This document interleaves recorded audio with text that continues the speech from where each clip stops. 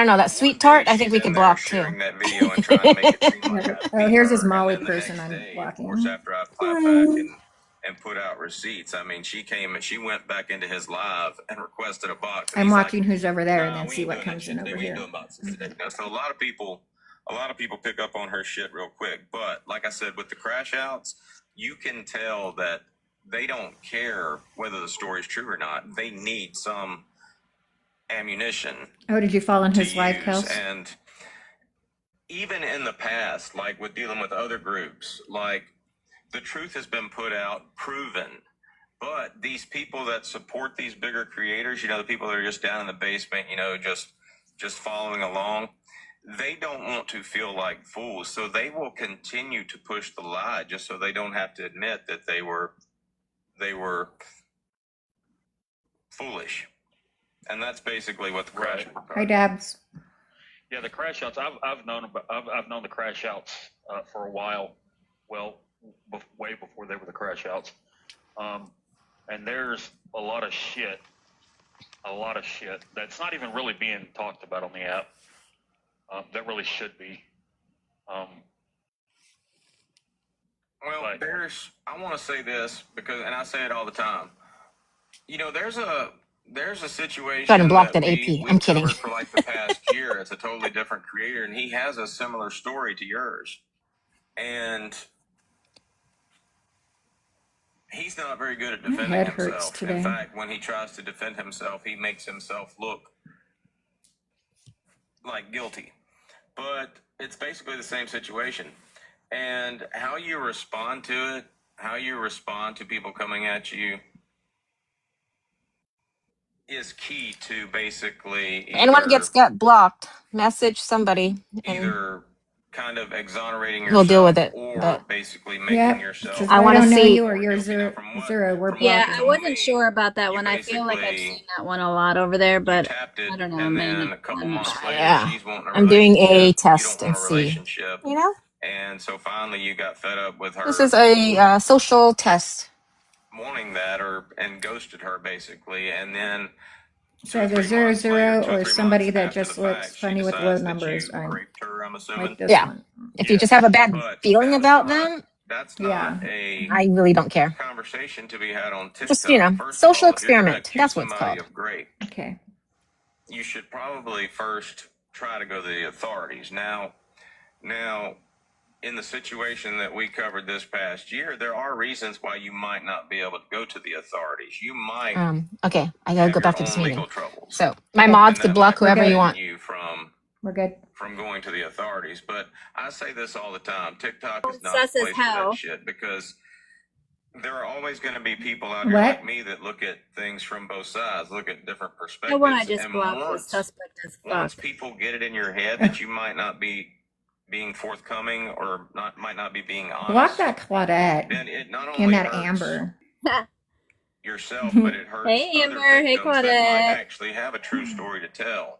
Real funny that you had my son's college in your name. Think twice Nicole. about putting their story out. Yes. So, I mean, and that's why I never dragged this individual. I refused to say her name. But this is the reason why I refuse to drag this individual. Regina, were you in here when Russian said what we're doing? I am an advocate. I do work. We're blocking 00s in any accounts that seem sketchy. We're doing a social experiment. I'm either directly involved with or indirectly involved. Anybody on here is going to take that away from others who need that help. Low accounts or any that you feel like you've seen somewhere, or just to let you know, if I do fall out, it's just bad. A phone call related to work, so I wasn't trying to be disrespectful. Don't block Kara. Fuck it. If you don't like their name, block them. No, I'm kidding. Stupid. No, I don't block Kara. How people. I don't know Kara, but I don't block her. Run reckless. What's OG 62? He kind of. And yeah.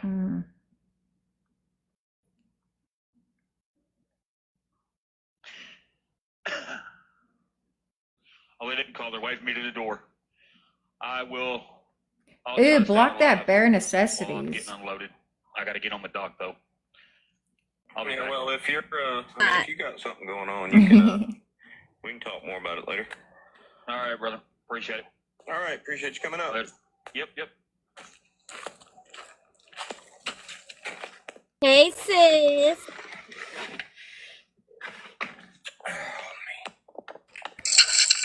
I'm gonna need you bitches to quit blocking my sneakies, god damn it. Let me know who it is. I will. Text me, or not text me. Colby, you're not I will. coming up unless Hellcat gives you. I Good didn't mean to comment on it afternoon. anyway, but I was like blocked. I'm like, bitches. Yeah, don't tell anyone else. Just message me and or one of the mods. I don't know.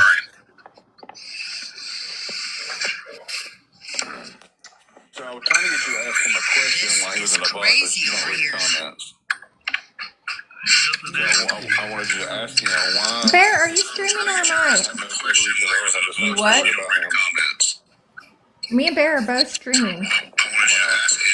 I understand, but I'll stop mine. is threatening Russian's account. Bear, what are you doing? I got something else going on, don't I? Okay, bye. you enough to give a shit about your question, and I don't. What'd she say?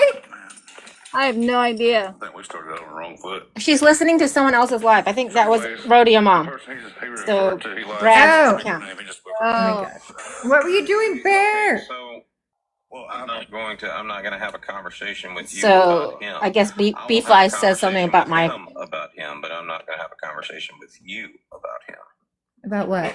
I'm reporting my gonna have a account. conversation with you Oh, yeah. about my friend because she gives me. Gianna said, oh, you got discontinued. Haha. Are you gonna kick me? Yes. Too bad I have another account. Well, you won't be rude. Oh, now Shushu's in there. Oh, jeez. Really be worried about her real life. Your friend can Sorry come about up that, and have a guys. conversation for herself. That's She's at work. okay, Bear. Good place to be. Just weird ones. Low ones. Listen, if Weird. you want to find out things, Bad Just ones that you feelings. have a bad gut feeling about, go for it. I want to find out things. That's I will Yeah, No block Russian. anybody. block me. You know. understand. The only time I actually She said, come no, in with Russian, get it people with, right. real I life did shit not or say I drama reported is your when they've account. given me a reason to. I don't attack unprovoked. Beef flies. Go dig a hole, fall in I it. did have a question earlier, but then I got a phone call. So I'll be by to help cover it So up. your dentures and take I a went and reported all the freaking crash outs comments. senior nap, B-Flies. Since I'm part of the repo Yeah. team now, where do I send my bill to?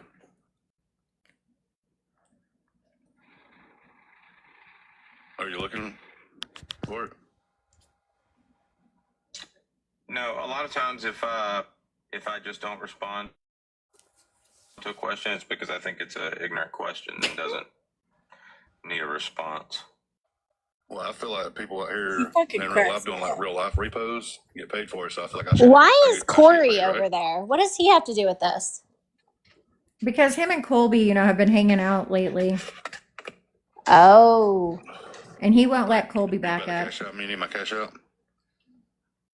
Yeah. And they're dry bathing like always. No, I'm good. No. You're really not a fair person to work for.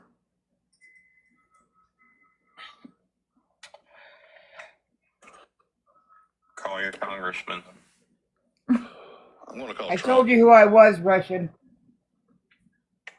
Ooh, that sounds good, Spike. GG. You got anything else? Like any intelligent, informed? I will let you know, Dodge. Since I've been in here talking to you and just your facial expressions, you remind me of Biden. Just to be honest, okay? What? Okay.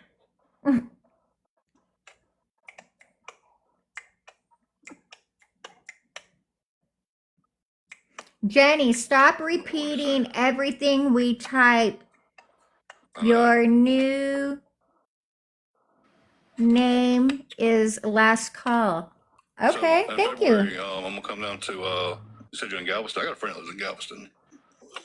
2 years ago, that would have been amazing. I'm gonna bring you some peanuts, okay? But you can call me that. That's nice. Good. Ever And I can call you mind your own old business. raggedy So, I mean, we're gonna be cunt. at Colby from You're an Colby with old me. raggedy cunt. That's what I'll call you. I doubt it. Wow, you think he's gonna die before then? Hey, Jenny, will you make sure that you repeat all of their comments? Yes, I'm gonna keep reading them. Great. You got any more questions? I do, but you seem annoyed. I'm sorry. I don't think he seemed annoyed. He's I feel not. like you're getting a headache right now. Yeah. I mean, he's the most unannoyed person on the TikTok, I think. Now you have camo in Are there. you getting a headache? No. Why you so mean to Corey and Colby? All right, They I'm not. trying to be nice. That was from camo. But it is only 3:21. Tell so him to still let got a Shushu long up. time to go. Oh my God. Hi, ma'am. Wow.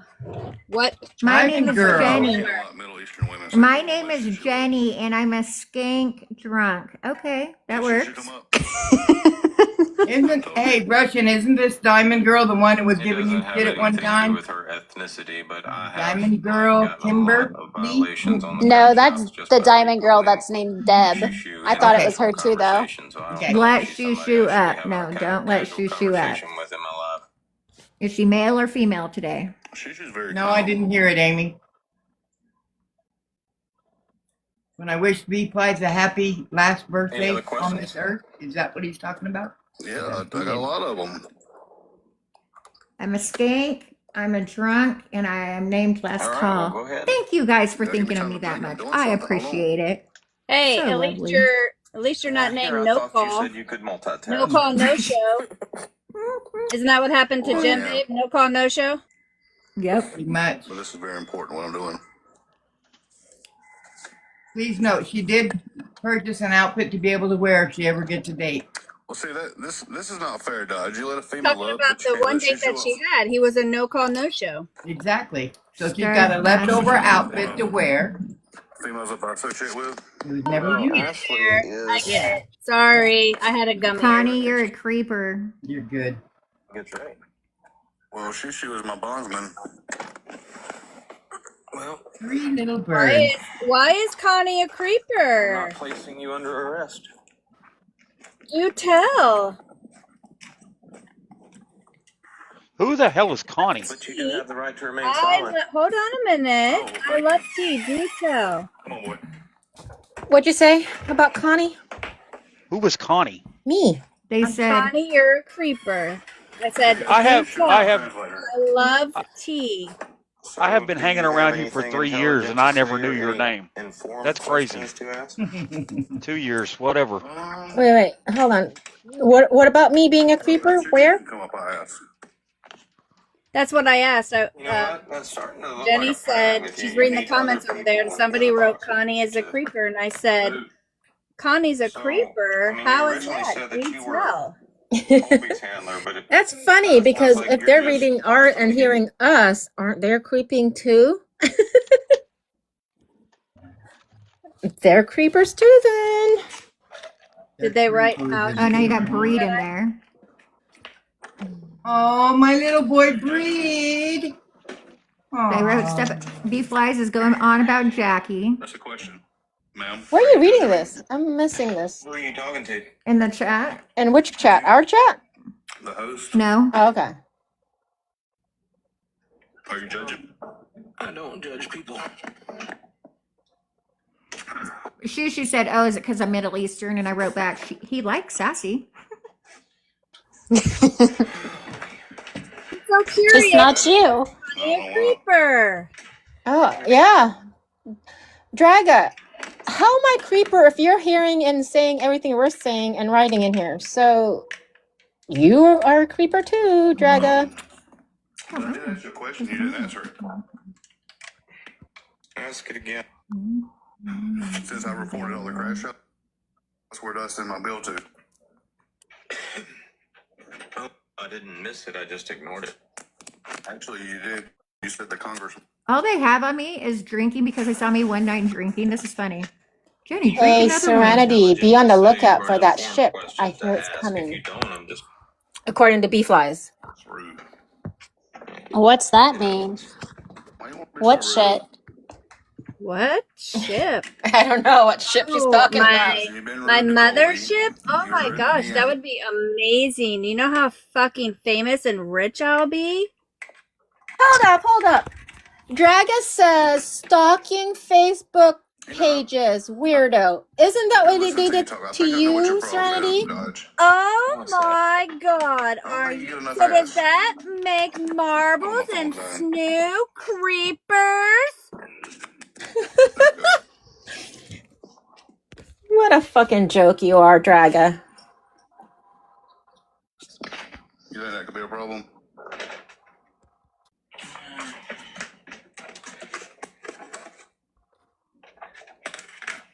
Stalking kids' Facebook pages, stalking 19-year-olds' Facebook and Instagram pages.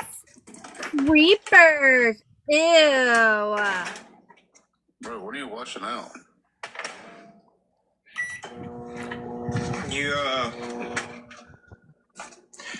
I'll give you one more chance to say something intelligent or ask an informed question. I just made a statement. You didn't acknowledge it. That's where the intelligence. Last statement, Dodger. Ready? And fucking say they didn't go on his page. I fucking dare you. Anybody else? What is Gem Babe? Gem Babe, I think you're a fucking meth head now. She said Connie the chipmunk panty sniffer is a creep. She got kicked out of Walmart. What the story is that? For one thing, I avoid Walmart.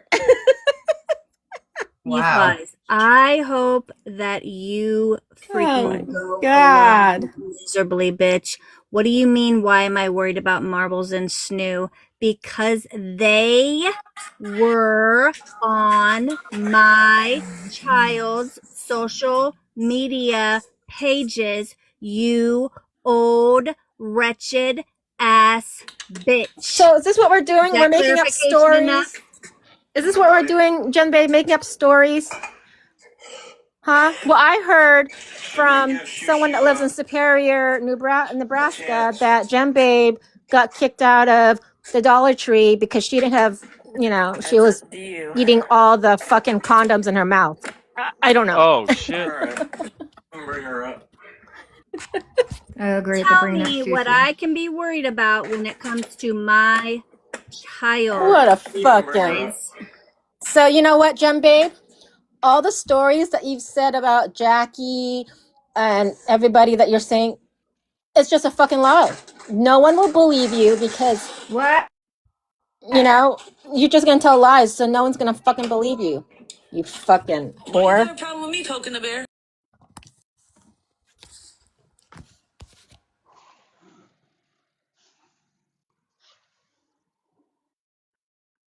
Reporting you doesn't mean I have a problem with you. You're Keep just the part of topic the... on me, B-Flies. If you don't have a problem with me, what you reporting me for?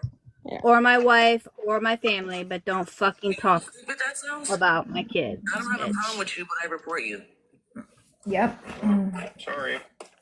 Just Okay, leave well, it. I got a question.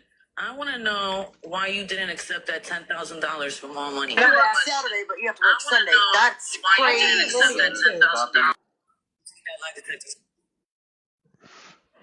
$10,000. Well, if you promise not to interrupt me, I'll answer your question. I won't interrupt. Go ahead.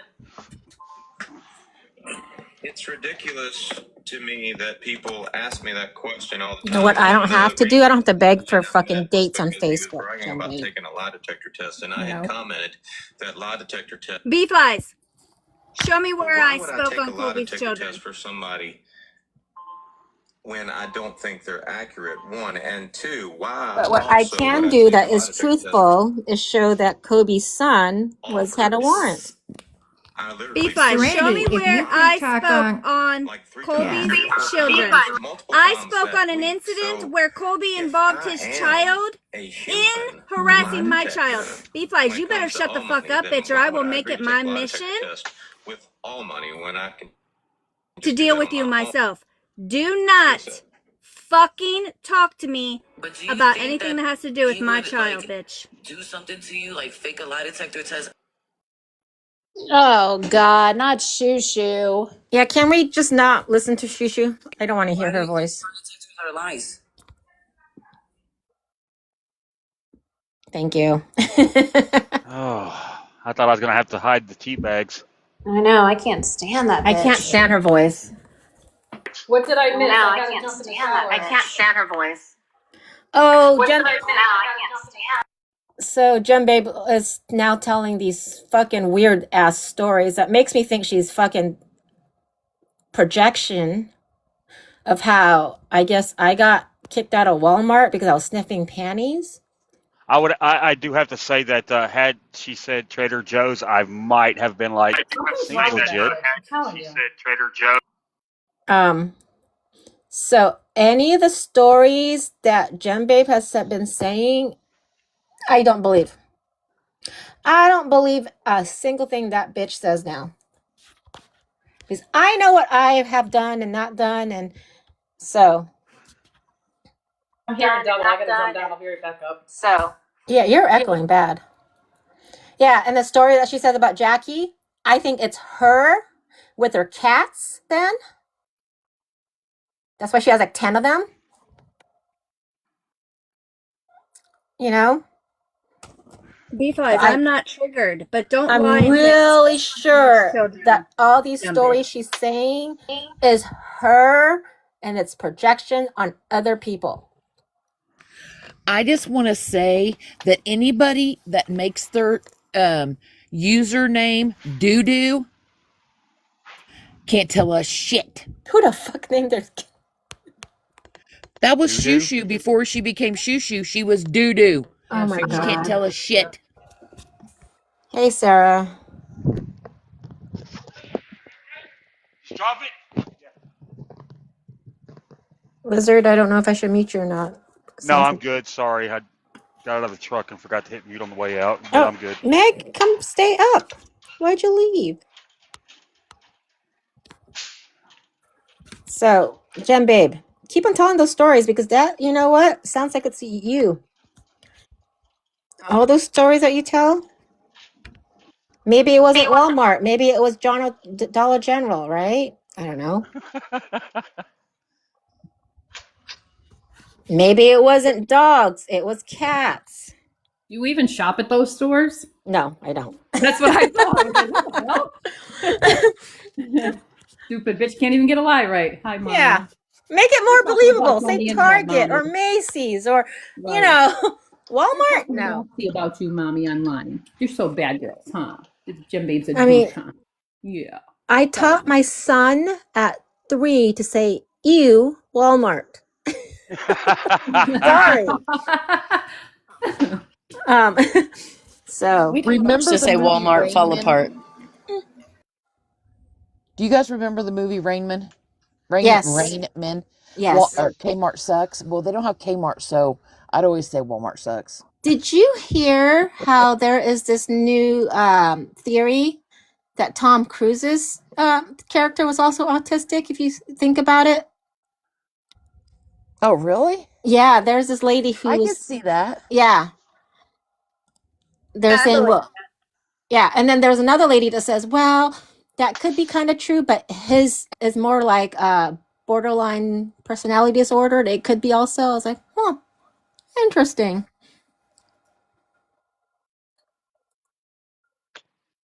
Very true. Yeah. So. We need to go after High beef. functioning, very neurodivergent. Yeah, bee flies. Deborah. Keith is not going to be happy with you ruining his, what do you call it? Catering business with all your hatred for the minorities, right? In Oxford, North Carolina? Maybe I'll call and see if the voices match. Oh shit. Say, hey, do you know this Keeps lady? running her mouth. I'll call. You know, does this sound like your wife?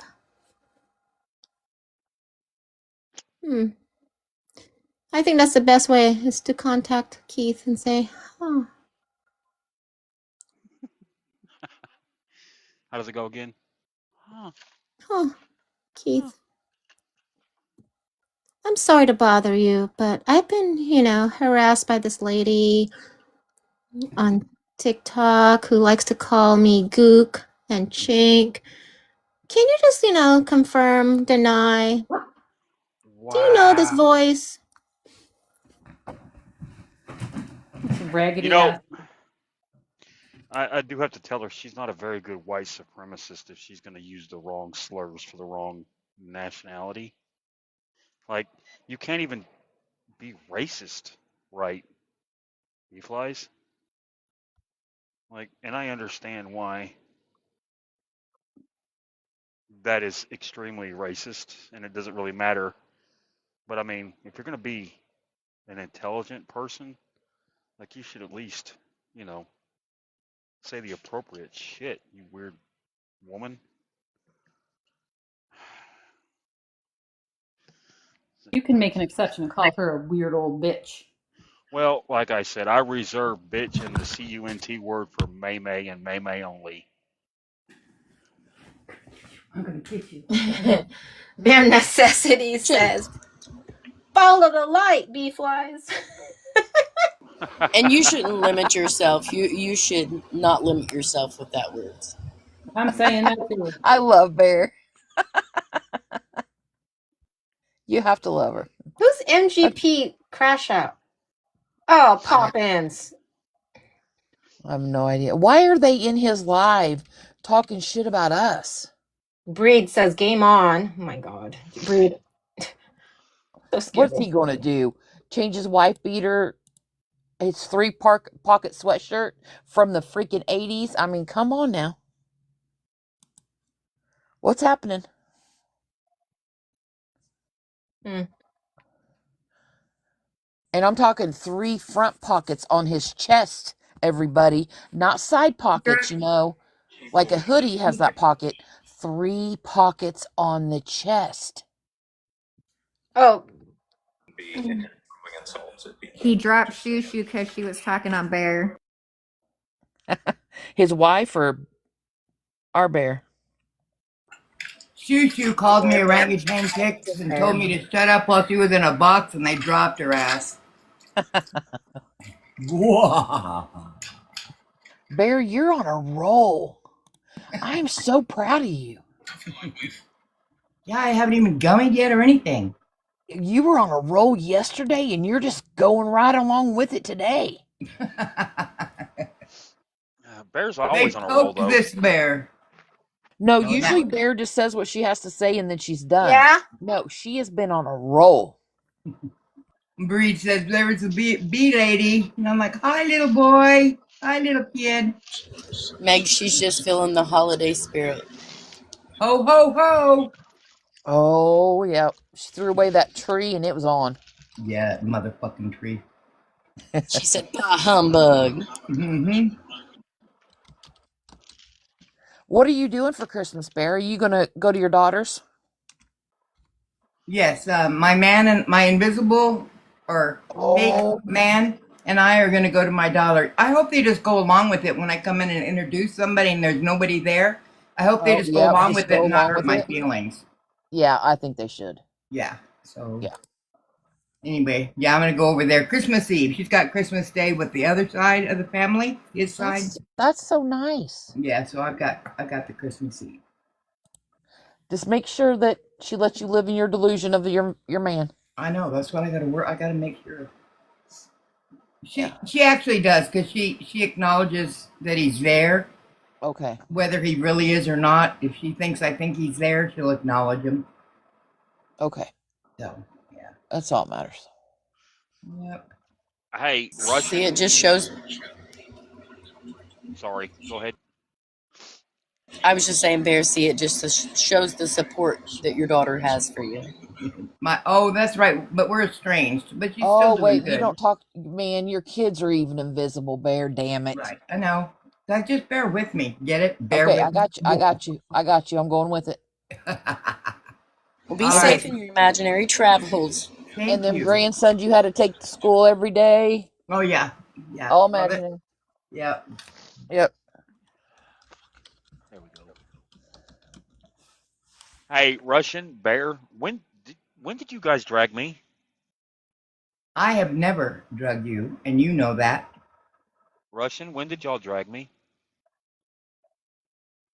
Oh, she's muted. My bad. Oh wait. I don't remember Lizard dragging Dick. you. I remember Monster trying to drag you.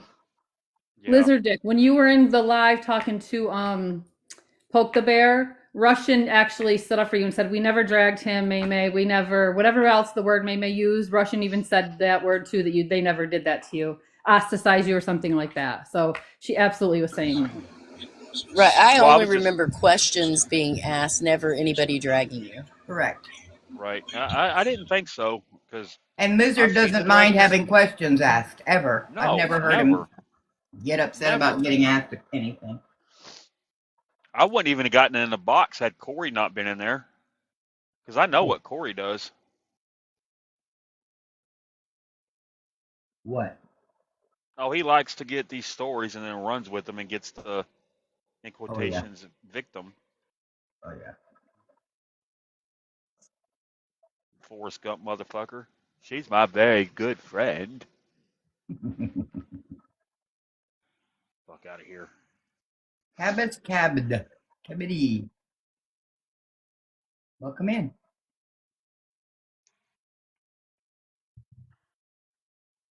Hey, hot mess.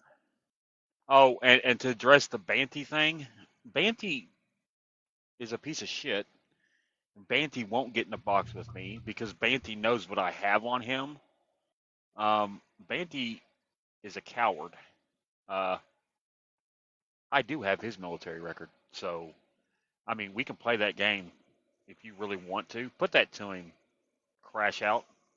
Go ahead.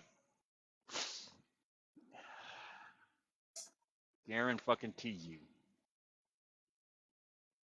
I've heard that Banty from a long time ago, it seems like. I'm not sure. Banty Rooster, is that what the name was? Banty Rooster? Yep. Okay, yeah, I've heard that name before. Well, he I'm not going to mention any names other than Banty. Um, he was dating a young lady who's very popular on this app, I knew who you're talking about. I was getting ready to ask something. Go ahead, and Lizard. he did some very bad things. We'll just put it that way. And Did he that's all I want to say really? about. Yeah. Oh, man. And I do have the receipts and the proof on that. After everything she'd been through, he did? Yes. Yes. Oh, Yes. wow. And Because I used to follow her. I really like her. yes. And ironically, he tried to turn her against me. And what he doesn't realize is that she knows me. So, with that being said, he stays away. I have him blocked. Um, I don't fuck with men like that. I don't want them anywhere near me.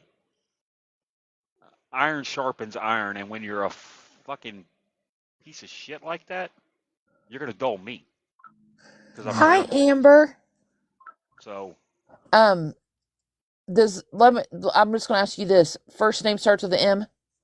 yes, Okay, I'll just make sure we're on the right page. Well, I'm not on that page. I want to know the fucking name. I will tell you later. Okay. Yeah. I just want to know if I followed her or whatever.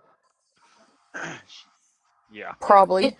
And you know I never once heard her say anything bad about him at all. Nope, nope. She never talked shit on him. She never did any of that. Like, she never brought it to the app. Nothing. She don't. She's not about that shit. I'm with you, Stoner. We're nosy, goddammit. Me too. I'm over here like, what the hell? Can somebody put it in the chat or something? Wait, Would it what? be bad to say? Probably, Are you huh? talking about Banty and Don't. are you talking about Banty Rooster Yes. Yes. and the other one Yeah. that he used to always hang out with? Yes. No. Well, Okay, and I will. It's a name that's similar to someone that's in a box, right? Yes. Yes. Okay, Yes. that's what I thought. Everybody, Bear? Is it Mare? Because I'm Bear. no, it's an actual name that's in the box. Only Jackie and Jenny, Meg, Connie, Carrie. Who's Connie? It's Oh, Connie. Russian's name is Kristen or Maria. Oh, I'm sorry, Maria. I mean, come on Kristen, now. oh, or very what was cool. the other name that? Oh, I was Maria. Julie at one time. Can Maria. you just Yeah, put the name of the Maria. girl You in the chat for guys. me? It's No. Meg. Meg's Army or something is what it used to be, Yes. right? Yeah. Yes. Oh, I don't know why we're hiding it.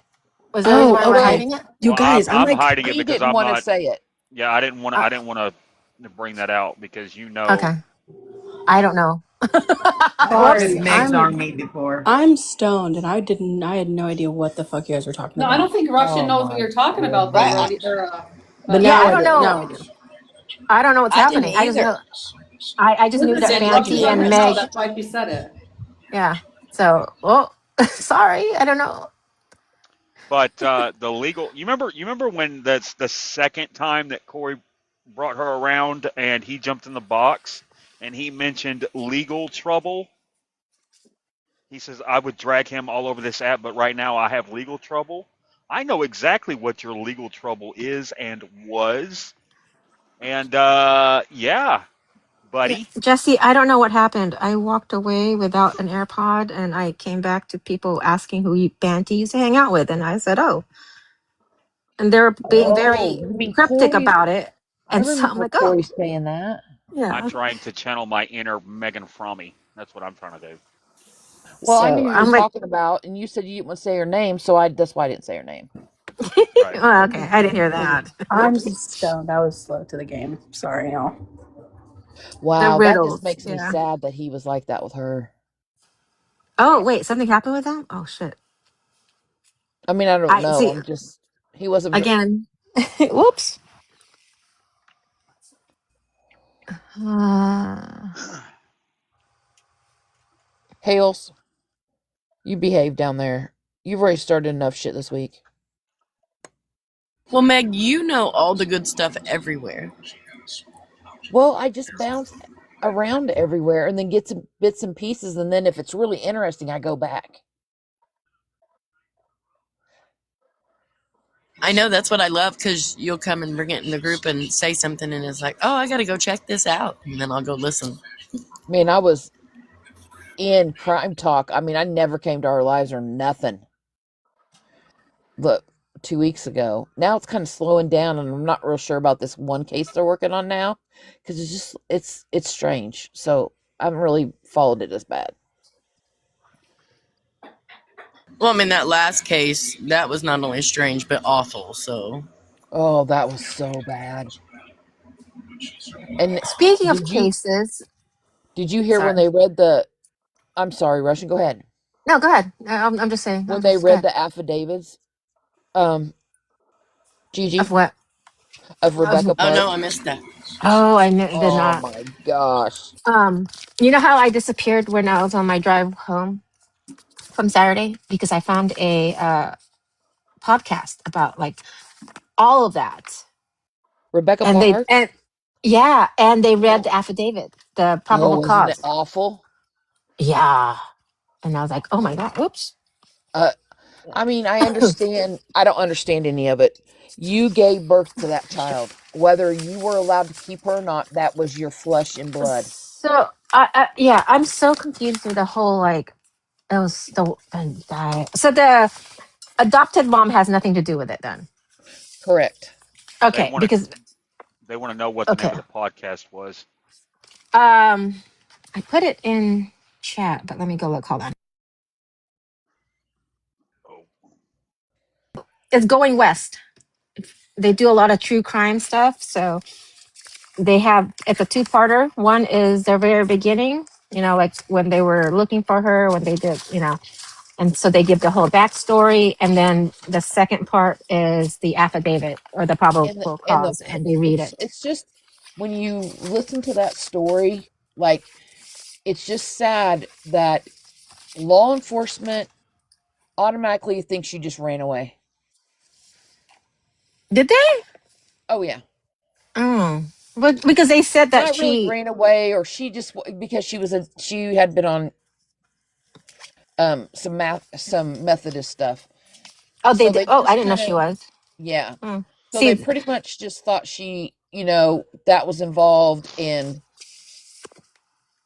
huh? not that I don't think it would have saved anything because that was done the the night, Yeah. and then they reported her missing the next day. So it's not like it would have stopped anything, but So, do you think the boyfriend, the mom's boyfriend, has anything to do, or oh yeah, it's okay? absolutely. It's just so There's weird. Okay, so her biological mother, whose name is Courtney, only had one leg. Oh, that's true. I forgot they did mention And that too. Rebecca was not a super skinny girl. She wasn't fat. She just wasn't super skinny. And she was 9 months pregnant. Yeah, and she was pregnant. So. So I do not see that mother being able to do what they But did to how her. about the And fiance boyfriend? I don't think he had anything to do with it because the father puts him at his house. Oh, I didn't hear that part. The Okay. boyfriend's father did Good an job. interview and kind of coincided with what happened, that she had left there and he didn't understand why she left. And that's the night she met with her mother, and they lured her out there. They lured her out in the woods. I Hmm. mean, did you know that she called her sister Well, Rebecca? how'd the I'm not talking mom about with one Rebecca. leg get her out in the woods, though? Exactly. That's what I'm saying. She didn't do it Drugged alone. her. So, Yeah. I know, but a Court, one-legged person is not going to be able to get somebody out in the woods by themselves. She right. rugged her with the freaking food. No, that that happened like days before. Um, So there was messages. The sister called into the police department, meaning Courtney's sister, and said, my sister had told me that she had had a baby. And this happened at the end of October, like the 28th of October. Courtney told her sister this, that she had a baby. The baby was in NICU. Well, a couple days later, the sister messaged her again, how's the baby? Well, he's had a little bit of a backslide, but he's coming home soon. Then the very next day, the day that they reported Rebecca missing, Courtney, the bio mom, texts her sister and says, the baby died right in front of my eyes. And I don't know what happened. Oh shit. So right there, she told on Wow. herself. Man, that's some crazy shit. Yeah. I just don't know how you could be that demented or deranged to one plan, think you're going to get away with, and act upon all of it. Gigi. Like my mind But just I have can't a receive it. question. Why was the sister acting like she didn't know what happened to Rebecca or the baby the whole time TikTok You're was thinking of questioning her? Rebecca's sister. I'm talking about Courtney's sister. Yeah. Oh, So okay. So Rebecca's aunt Yes. had a call with. Okay. All right. Yeah. Sorry. I mean, I can play the going. What? I'll have to log in. But can you imagine that? She had this plan for months. Before I forget, sorry to interrupt you, Megs, but before I forget, Meg, you were there. You guys, Sassy almost got us into another possible poke in the bear situation last night before she left on vacation. How? Sam is in a little bit of a pickle. You were over there, Meg. Sam is in a little bit of a pickle with a couple people, one of them being GOP. Sassy was like, well, let me try to mediate this. And I was like, oh my God, Sassy, you're leaving for vacation in the morning. You're going to try to mediate this. It's going to go south. And then you're leaving on vacation and you're going to leave it all to us while you're on vacation living it up. Okay, Serenity, I Didn't don't she know. do this about this time last year to us too? Yes, We this is had the the second worst time. yeah, we had the worst 3 days of 2025, and you're gonna start some stuff and leave in the morning. I felt like it was that movie, Home Alone. And we're gonna be lost in freaking New York City by ourselves. Okay, I'm done. Vacation and repeat. It's like, do you not know her? Like, this is what she does. So yeah, this is the one that's Going West True Crimes. They have a two-parter, but this one has the probable cause. They read a lot of the The whole story happening now. stuff. Yeah. So the beginning of Yeah. it's episode 562. So episode 562 reads the probable cause I'm gonna documents. screenshot this. 561 Yeah. gives the Listen to it, whole. Lizard. It's Yeah. oh my gosh. It's just nuts. But she set it up. She honestly set it up. This is like one of my favorite podcasts. I usually, This when I go through California and don't get any service, this is what I make sure I have like a couple downloaded. So that way, this is what I listen to. this crazy witch hit herself in jail. Gave herself a black eye trying so she could she in her warped mind thought that they would send her home on house arrest. The hell? Uh-huh.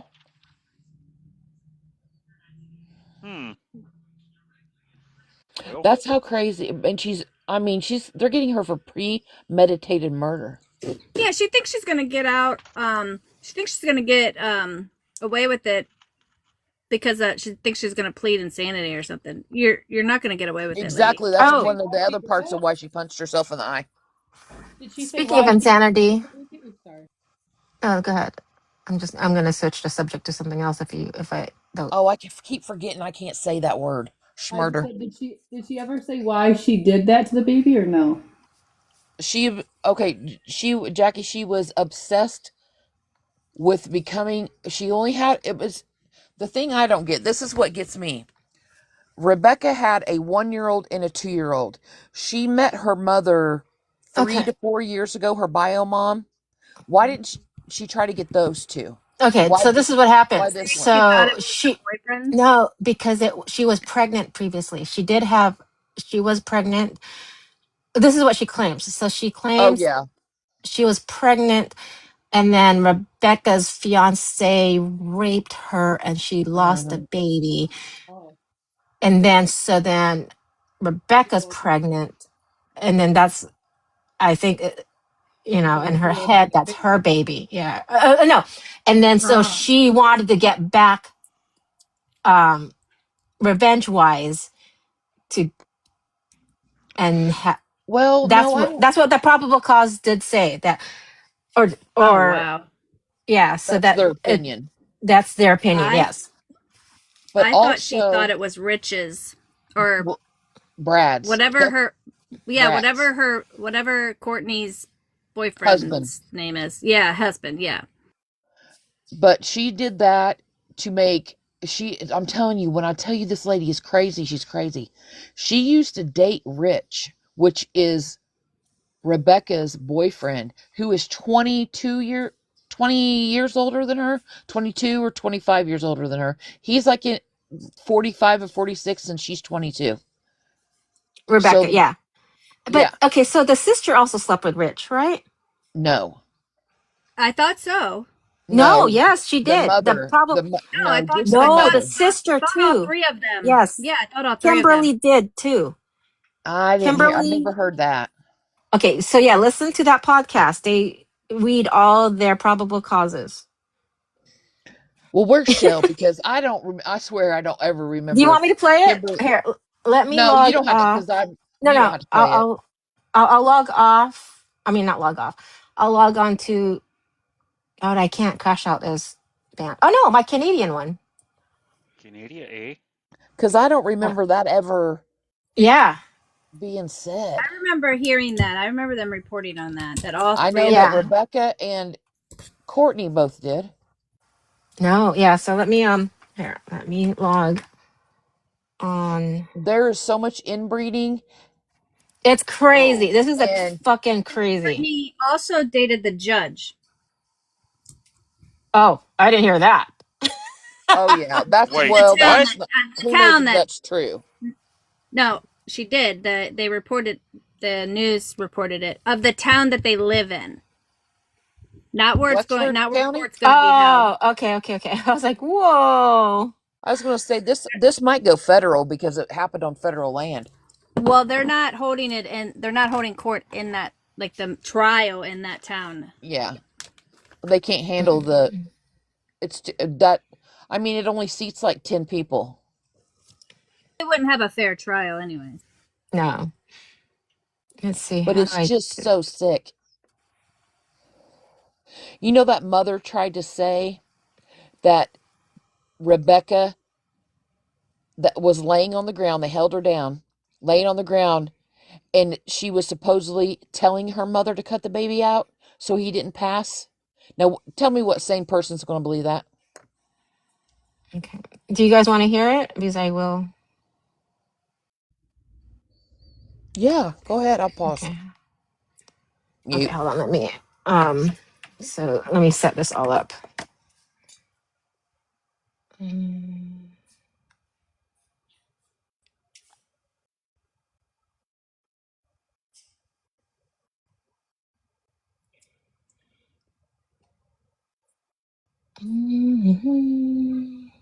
I'm on Tides. Okay, let me go. Let me switch over to my iPad. If you guys drop, come back up. I'm going to drop because I got to make a work phone call.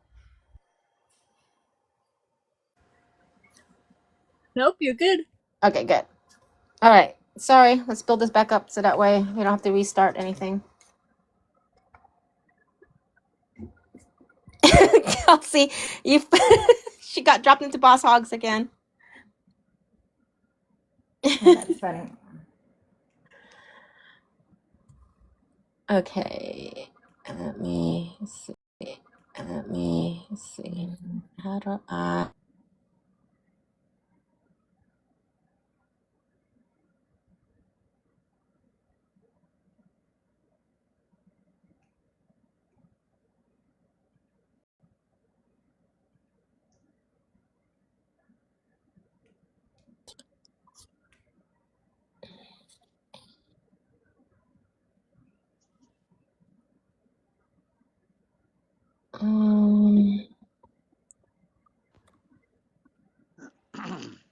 I got a All right. phone call and I came back and I didn't see her live, so I was sitting over there with Rodeo Mom and them.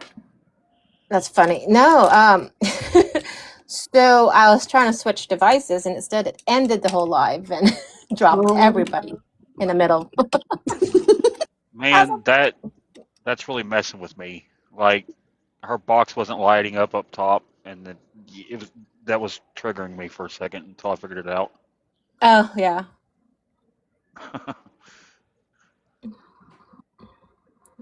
Yeah, I got to figure out how to get this one to have live access. So we are going to play Rebecca Park, the whole story. It's Going West podcast. Hopefully I don't get copyrighted. I don't know. We'll see. We're just, spreading the news about Rebecca Park. Oh, was that Josh? No, that's my son and my husband talking. Oh, sorry. Whoops. I hope he doesn't have Josh's laugh. Okay. That would. Put up a sticker. Oh, yeah. Thank you, Swan. So smart. You're so smart. If I could figure out how to do that on the iPad. Yeah, we don't want nobody voyeurizing the live. No, let's see. I'm going to use that, I swear. I kind of miss Josh's laugh every now and again. Right? I got used to it for a little bit. Yeah. How do I get the stickers? Sometimes. How do I do the stickers? I could do the countdown and live show, but not stickers. You Are have to you do it trying on, to do on your host. Yeah, that's what I was saying. Did you do it on the host or on this one? I am on the host one. Oh, I see co-host, drawing, lightning, playbook, AI, wallpaper. Where the fuck is it? You want it on Tides.of.Aphrodite? Yeah, I'm on my iCloud. Oh, okay. Oh, I have a completely unrelated question for an iPhone user that might be able to help Found me. it. What's that? How do I get into my iCloud to delete pictures and contacts and stuff like that? So every time I get a new phone, it doesn't just regenerate all that.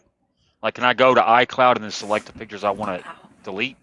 So you go to apple.com, sign on to your iCloud account, Yeah. and then you could go from there and delete stuff, and that way it doesn't sync to that. Okay, cool.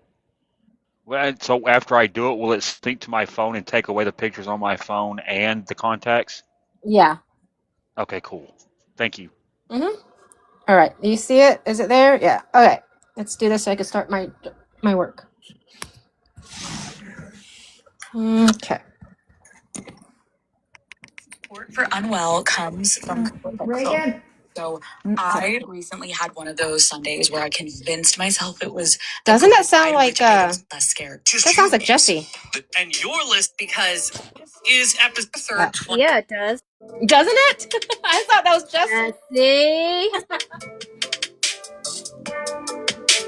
As we all know, 22-year-old Rebecca Park went missing while she was about 38 weeks pregnant on November 3rd, 2025.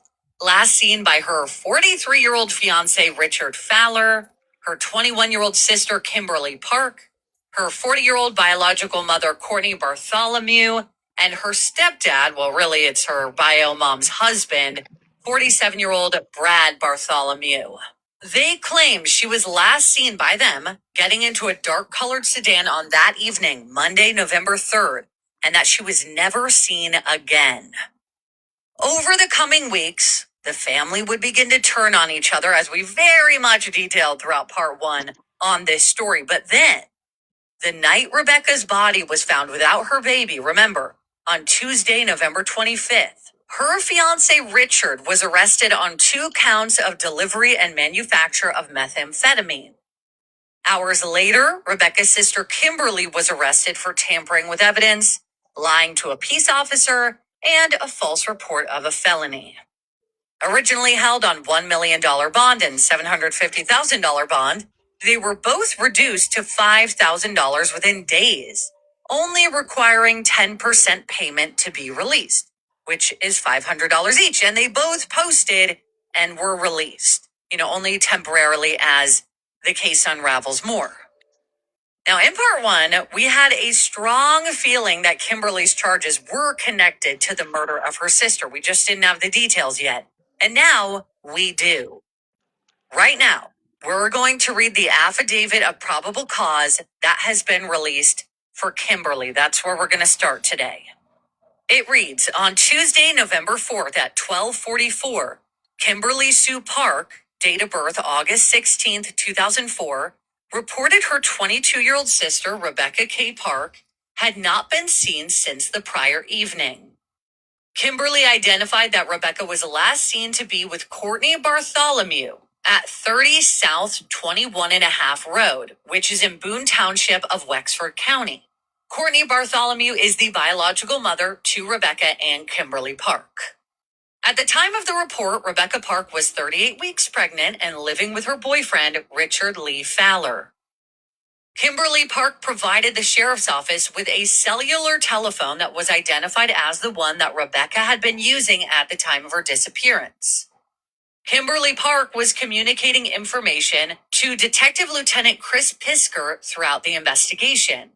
Coming out of this quote really quick, Keith and I did, of course, discuss the fact that Rebecca's phone was allegedly found, and we said we didn't know if the searchers found it or if the family found it, and now we know that Kimberly handed it over, and they're saying that they found it on, the 2-track road by their house. Right, so at that point, they're making it seem like they found her dropped cell phone somewhere in the woods on those trails. But Yeah. it's very possible that they had it the entire time. Which, as we're going to get into all the details, that very much seems to be the truth, that they had it in their possession. Okay, so back to the affidavit. Quote, on Saturday, November 22nd, 2025, Kimberly Park made statements on a social media live broadcast that she was aware of information that Courtney Bartholomew and her husband Brad Bartholomew had something to do with Rebecca Park's disappearance. Detective Lieutenant Pisker interviewed Kimberly Park on the same date, and she reported that Courtney and Brad had struck Rebecca Park in the head to cause her to have a seizure. And when they were unable to revive Park from the seizure, Brad contacted a friend who came and picked up Rebecca Park's body and took it away. Park said that Brad had said something about a swamp.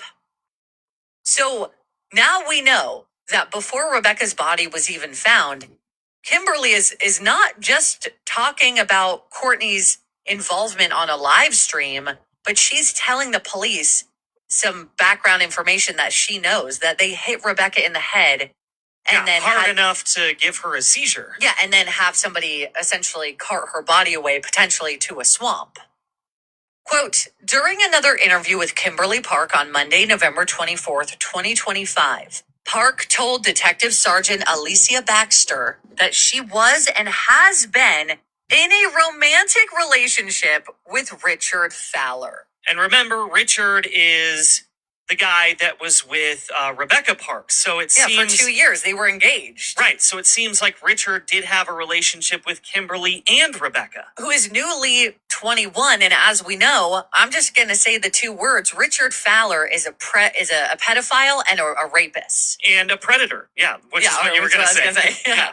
Yeah, no, he's a horrible piece of shit. And so now Kimberly is saying, "Oh yeah, so I have been romantic with my sister's fiance," which really adds some potential motive to this story. It does. Quote, Kimberly Park identified that her relationship with Fowler was complicated by his relationship with her sister, Rebecca. No shit. Rebecca is literally having Richard. So she's not complicating your relationship. You're complicating hers. Quote, on Tuesday, November 25th, 2025, a body of a deceased woman was found off the Federal Forest Service Road 9784, which is in a straight line, approximately 2.5. Okay, do we need to stop it every once in a while to, or is it going to get me if I continue playing it? Anyone?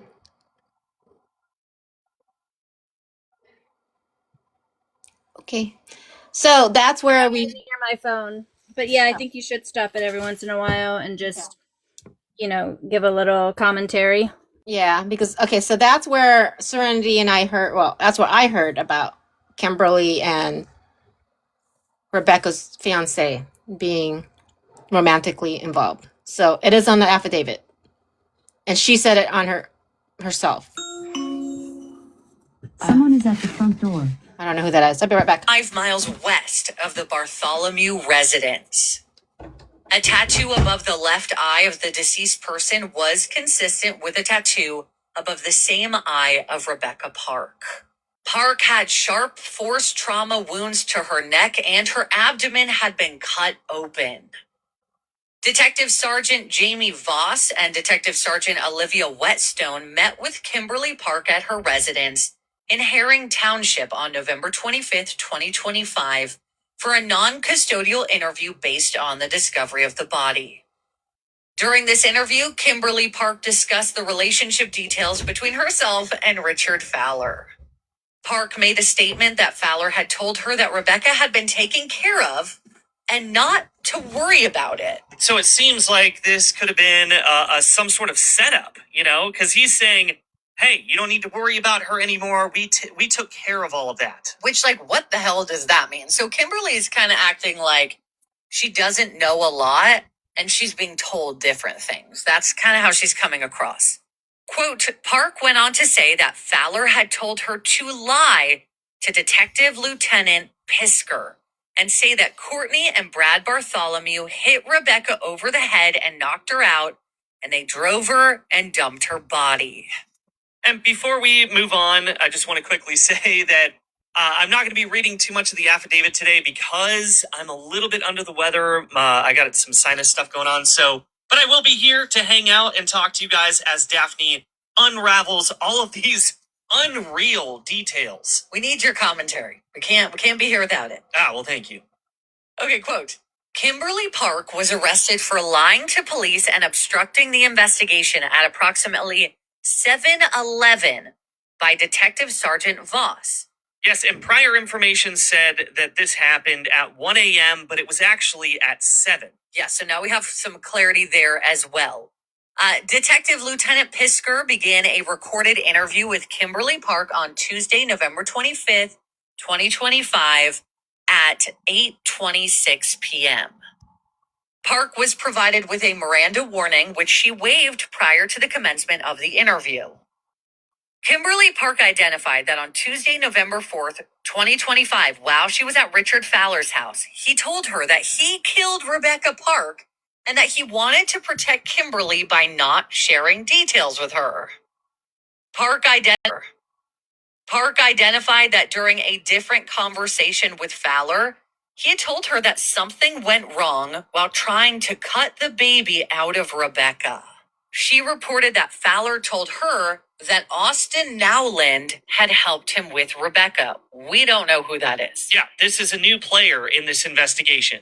Yeah, we can really only assume right now that this is maybe a friend. On his Facebook right now, he lives in Marion, Michigan, which is the same general area. He is a handyman, and he looks like he has a young child.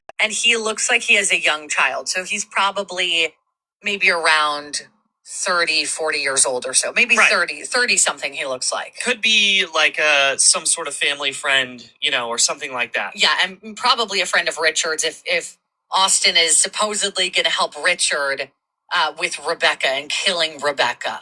Quote, Fowler had also been encouraging her to mislead the investigation, and it was the reason she was sharing misleading information on social media live broadcasts.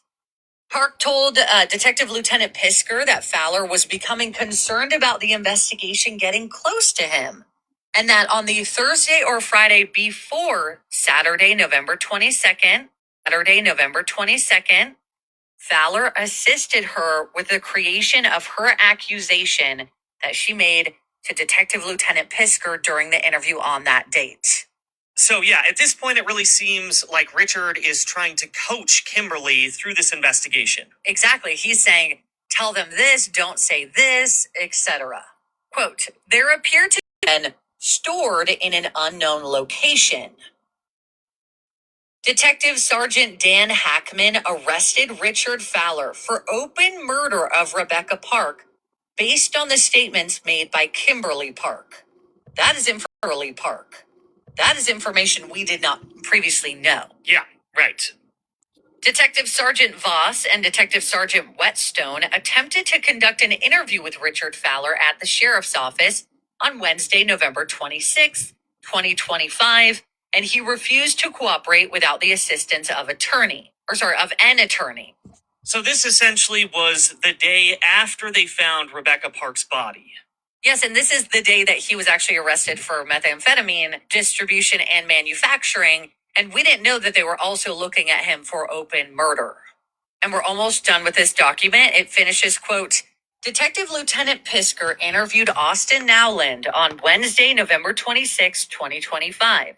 He denied involvement and was able to show cellular telephone records that did not place him in the Wexford County area on November 3rd or 4th. Nowland cooperated with a consent search of his cellular device and later a consent search of his black in color Chevrolet Malibu. As we know from Courtney's post, she was claiming that it was a dark colored sedan, right? Yeah. And a Chevy Impala. Right, yeah. So now this is probably the car that they're trying to pin it on. Right, they're trying to tie this car to Rebecca Park in some way. Yes. Now, yeah, I don't know what's going on here, but it seems like it's so messy. It's very messy, yeah. And sorry, this is actually finishing out the affidavit quote. On Wednesday, November 26, 2025, Detective Lieutenant Pisker and Detective Sergeant Hackman began a follow-up interview with Kimberly Park and were more confrontational with her based on the outcome of the interview with Nowland. Park requested the assistance of an attorney, at which point the interview was terminated. Alrighty, so as we know as well, days after Richard and Kim's mother, Courtney Bartholomew, and Courtney's husband of 3 years, Brad Bartholomew, they were both charged with 8 felonies each: first-degree murder, felony murder, torture, conspiracy to commit torture, assault on a pregnant individual causing miscarriage/stillbirth, conspiracy to commit assault on a pregnant individual causing miscarriage/stillbirth, unlawful imprisonment, and removal of a dead body. So with all we know now from part 1 and Kimberly's affidavit, let's read the long and incredibly detailed probable cause affidavit for Courtney and Brad and learn of all the horrors that really unfolded the night Rebecca went missing and what came afterwards. Okay. Just stopping it for now. I'm going to fast forward it now. I'm going to fast forward it a couple because they do have commercials.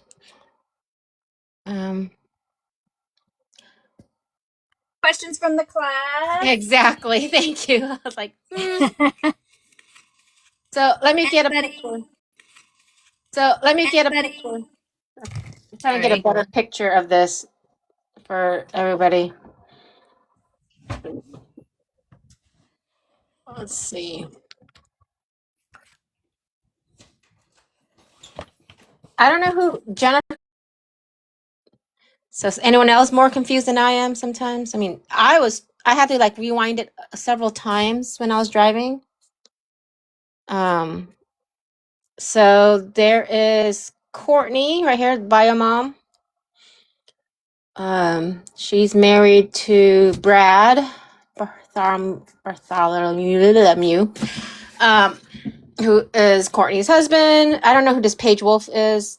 I don't think they even get to it. So Kimberly is a liar, and I hope they charge her with it also. Yeah, I only know what I've been listening to. So there's one picture of that. And then there is Kimberly right there. And I don't know who Joseph is. But okay. Back to the podcast. Check it out at googlestore.com. These AI features are for users 18 There's plus. Jesse again. Check responsive. This episode is brought to you by the holidays or taste the freshness. 41.5 Road to spend some time together and get ice cream from Cole. All right, finally, let's get into that probable cause affidavit. It reads, quote, Courtney had picked Rebecca up from 1531 North 41.5 Road to spend some time together and get ice cream from Culver's.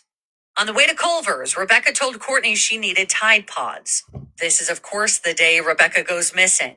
So Courtney returned to her address at 30 South 21.5 Road to get some Tide Pods for her.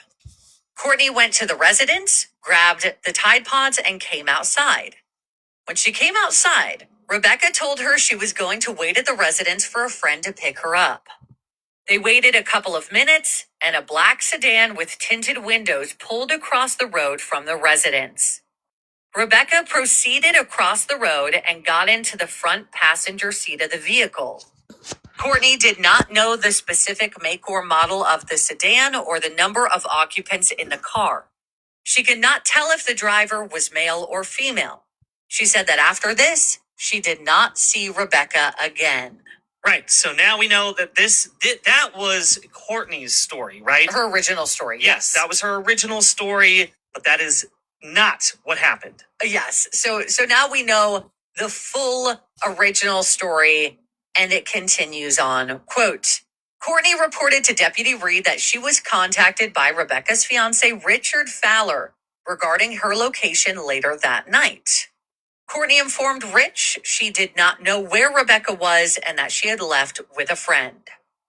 Courtney was contacted by Kimberly Park the morning of November 4th. and was sent a screenshot of the location where Rebecca Park's phone was pinging at.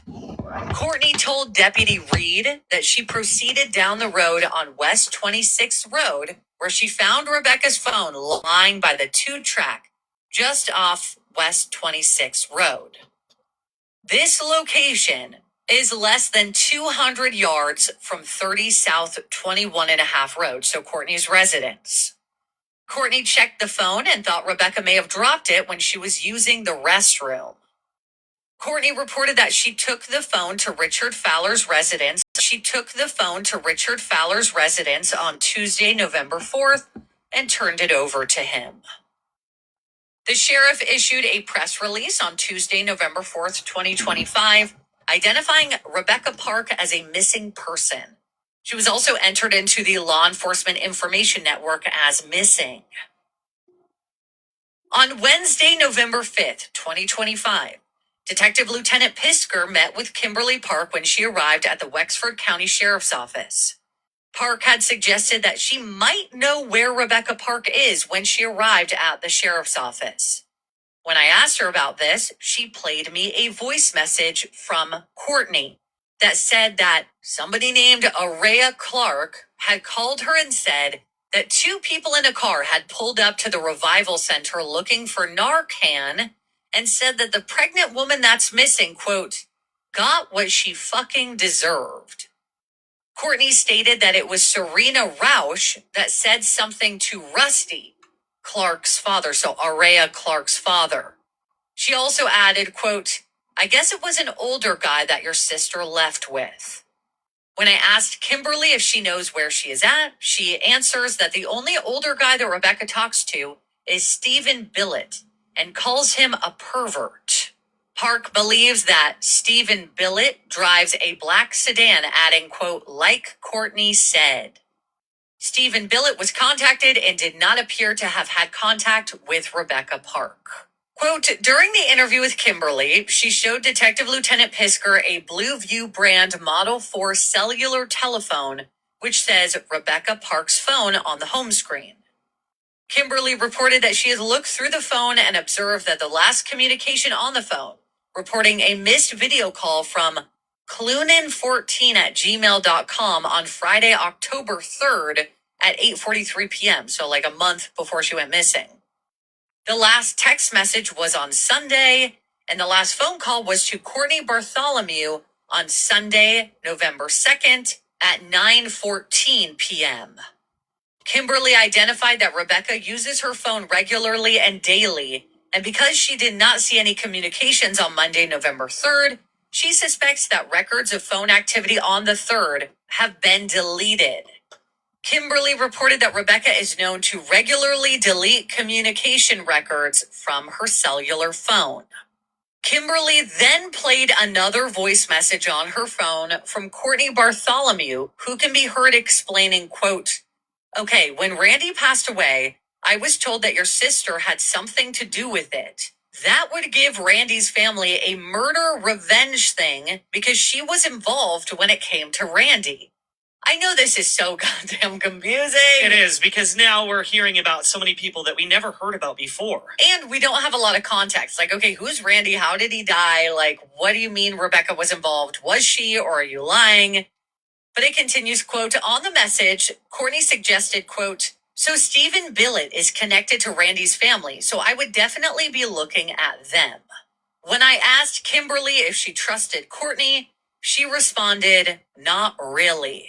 So again, creating this narrative that, Stephen Billett is connected to this guy, Randy, and Rebecca might have had something to do with Randy's murder. So therefore, I would be looking at that guy. I would be looking at Stephen Billett. Yeah. Because, he had something, some sort of relationship, whether it was like a family member or whatever, friendship with Randy.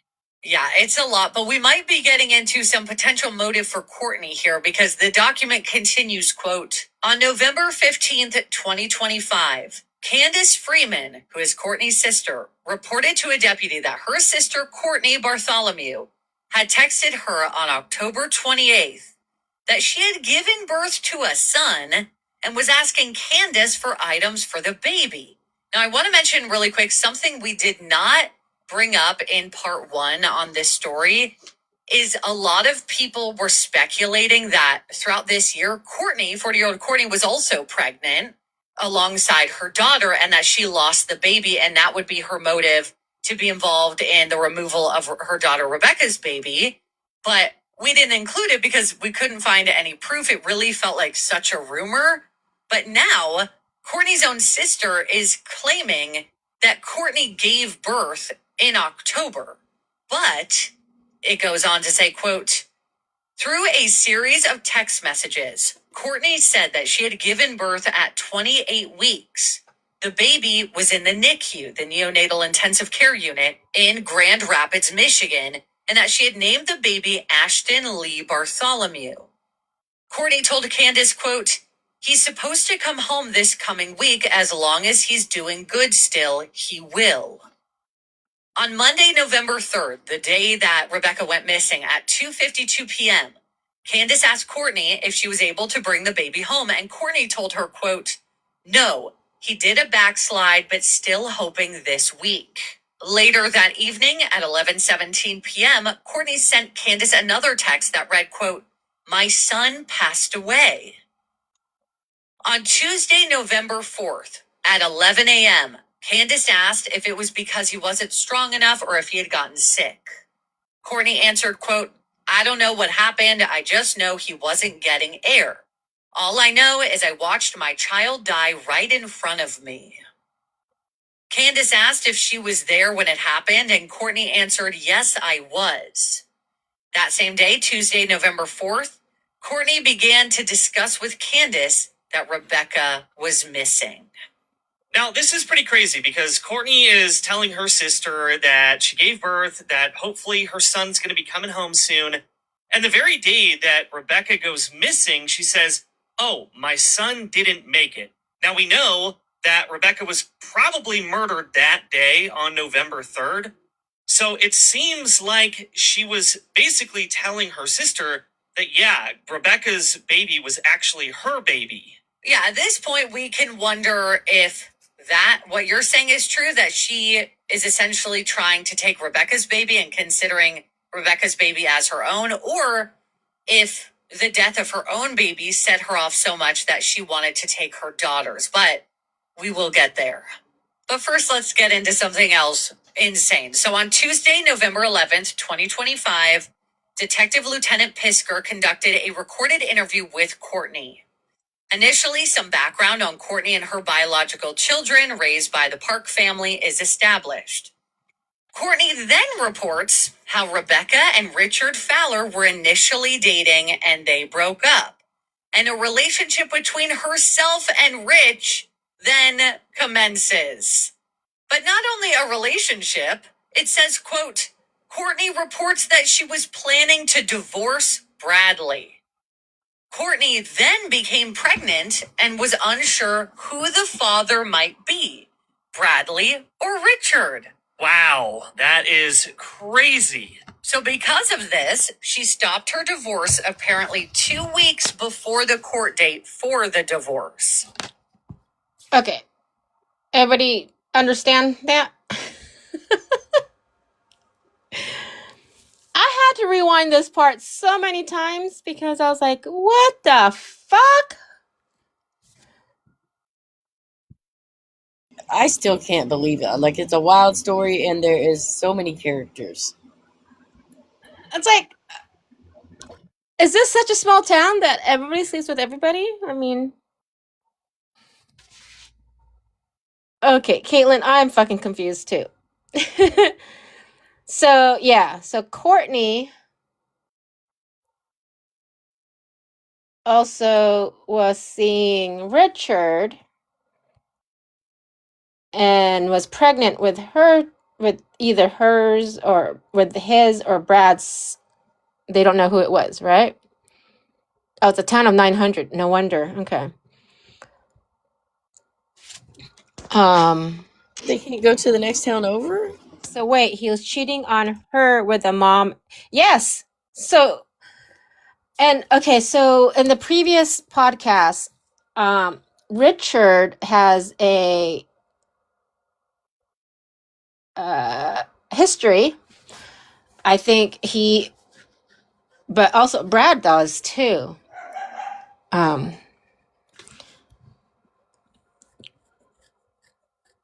Courtney wasn't pregnant. She claimed she was pregnant, and then okay, let's just listen to this more because I think it goes into more about details about her pregnancy. Courtney reports that Rich showed up to her house with the intention of shooting Bradley Bartholomew. This is like the Wild West. Yeah, I'm gonna It's about to rewind get it. so much for 15 the seconds. court date for the divorce. Courtney reports that Rich showed up to her house with the intention of shooting Bradley Bartholomew. This is like the Wild West. No, it's about to get so much worse. Courtney reports that Rich showed up at her house with the intention of shooting Bradley Bartholomew, and after Courtney rejected Rich, he resumed his relationship with Rebecca Park. But Courtney also reported that Rich had returned to her residence and raped her forcefully, causing her to have a miscarriage of the baby she was carrying. A report of this incident was made with the sheriff's office. However, Courtney said Rich was not charged. Okay, so now we know that there was a baby, but she had miscarried. Yeah, so it's very confusing. She's saying she delivered the baby at 28 weeks and that he was in the NICU, and now she's saying she miscarried because Rich raped her so forcefully. Like, what the hell? Yeah, so I guess sort of my assertion was kind of correct. She was, in fact, pregnant, but she did miscarry, so she did not give birth.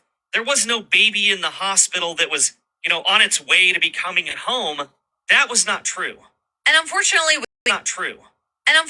we can't put any of this past Rich because Rich, as we said, is a rapist. He's a monster. He really is. And so Courtney then said that she was concerned for Rebecca as she was aware of how abusive and aggressive Richard Fallard could be and has encouraged Rebecca to leave Rich. Which is like, the fuck? You were seeing your daughter's boyfriend when they were broken up. He rapes you and then gets back with your daughter, and now Hold on, I gotta check something real quick. Oh, hey, bestie. Do we have any questions from the class?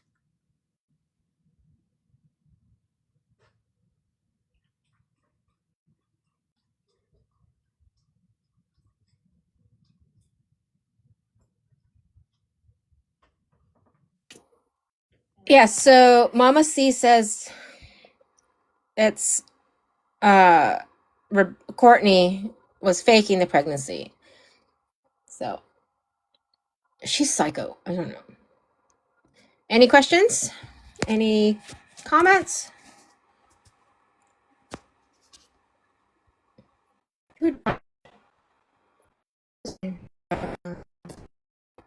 Yeah. And Planet the Guns called me, so. you're saying, oh yeah, you should leave him. We all know, we've known this. Yeah.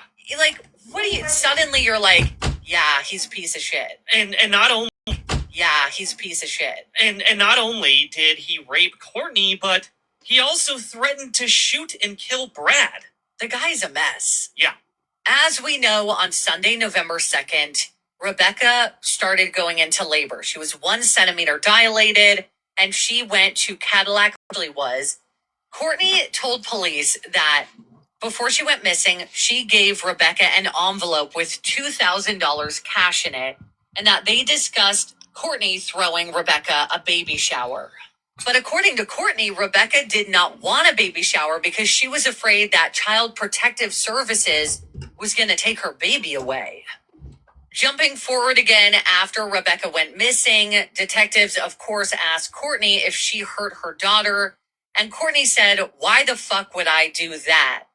She also mentioned in this interview that Kimberly and Rebecca did not like her husband, Brad.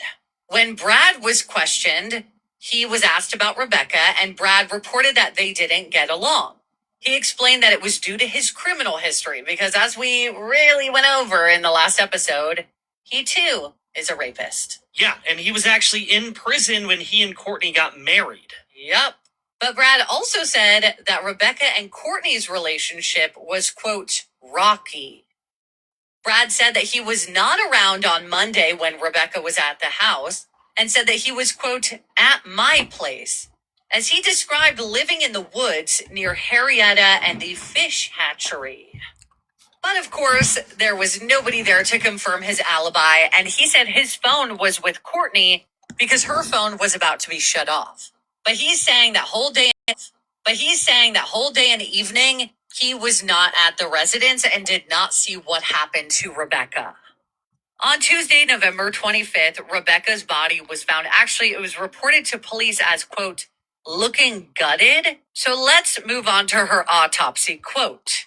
An autopsy was conducted at Western Michigan University by Dr. Christine James and was attended by Deputy Alexis Howard. There were 6 sharp force wounds to Rebecca's back. 2 to the right upper arm, 1 to the left trapezius area, 2 to the neck, and at least 2 to the face. The right side of the face also had a laceration and an irregular wound to the cheek of unknown etiology. Rebecca Park's abdomen had incised wounds. The placenta was hanging from the open abdominal wound with attached umbilical cord, and the fetus was absent. The abdomen incision transcended the colon and the small bowel. Dr. James reported that Rebecca Park's stomach contained copious amounts of a blue-green chalky residue, which we can only wonder what the hell that means. Yeah, I mean, did they try to, like, subdue her by poisoning her or sedating her with something? I mean, because that's pretty weird. A bluish-green chalky residue, yeah. Well, after they found her body and they are confirming that this is a homicide investigation, the police basically go back to Brad and they say, look, stop lying to us, tell us what you know. And Brad says that he actually was at their main house with Courtney that day and said that he only lied about it in his first interview because of his sex offender registry status, because he had not been registered at that house. So that would have gotten him into some trouble. But then that means he was at the house when Rebecca went missing. I want to mention now that the family had a 2007 Ford Escape SUV. It was the color red. And a Ford F-150 pickup truck. That's a 1992, and it is white. And during all of this, they are seizing both of those cars as Brad is giving a whole new story. Brad said at that time, sometime in the evening, he had no idea where Rebecca was.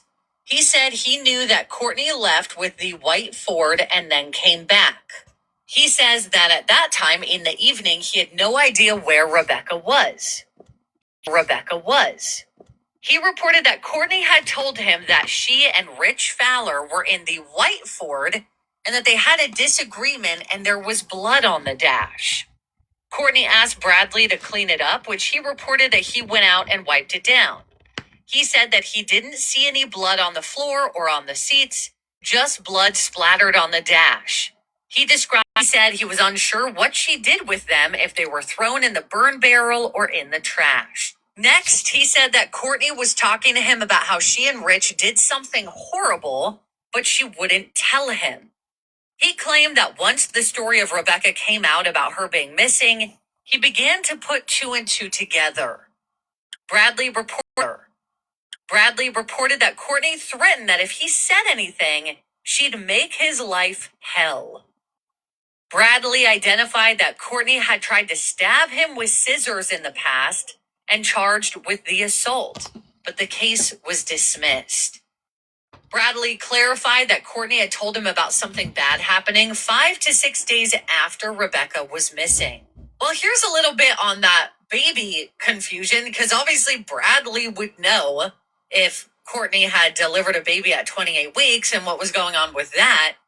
Well, he is saying that Regarding a baby in the NICU, Courtney was supposedly adopting a baby, but he didn't see how she could due to his status as a sex offender. They wouldn't have let them as a couple adopt a baby. So this is him basically saying, we didn't have a baby in the NICU. And I know we're jumping around a lot. Basically, the way this document is laid out is it's kind of repeating events multiple times, but from different people's perspectives. And I just want to be clear here about this being Bradley's perspective of things, because he's kind of trying to paint himself like he didn't really know what was going on during this whole investigation. That, Courtney was asking him to do certain things and he was just doing it willy-nilly. He also was mentioning that, she did not give birth to a baby. So this is all from Bradley's perspective in his sort of defense that he's trying to create for himself. Well, at this point, we have been reading a lot from the affidavit. This is like an 18-page, tiny print, legal jargon filled document. And it would take us a long time to go through it. And honestly, I think it would just confuse you guys in a lot of ways.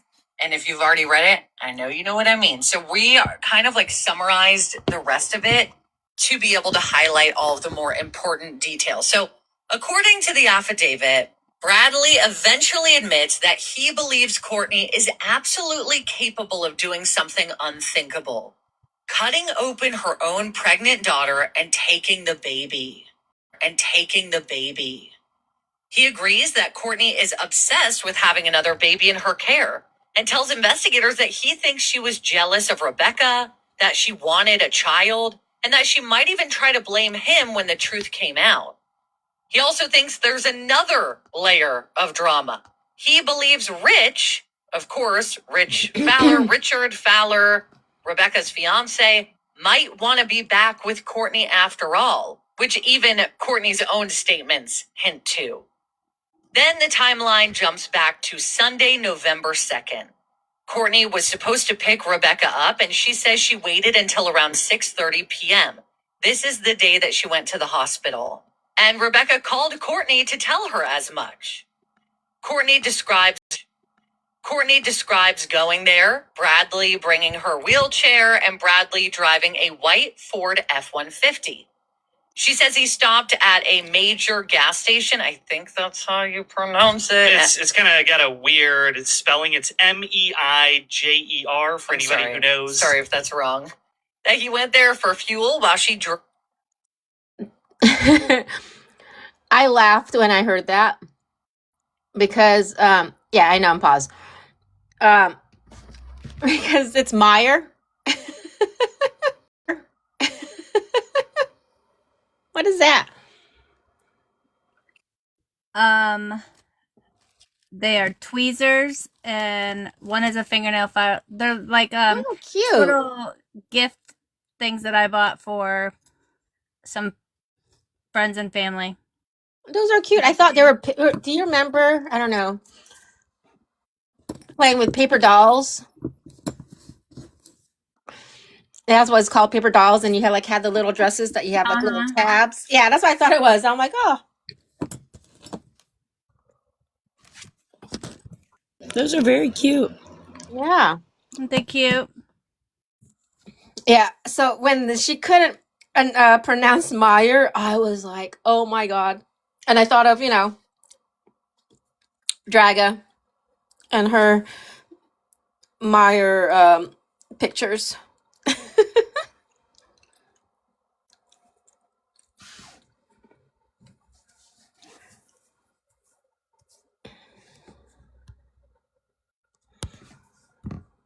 So Mama C. Jen says to go look at, who is it?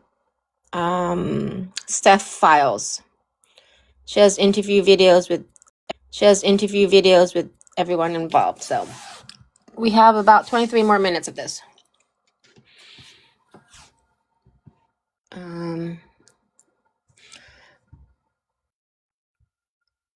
Stephanie Case Files.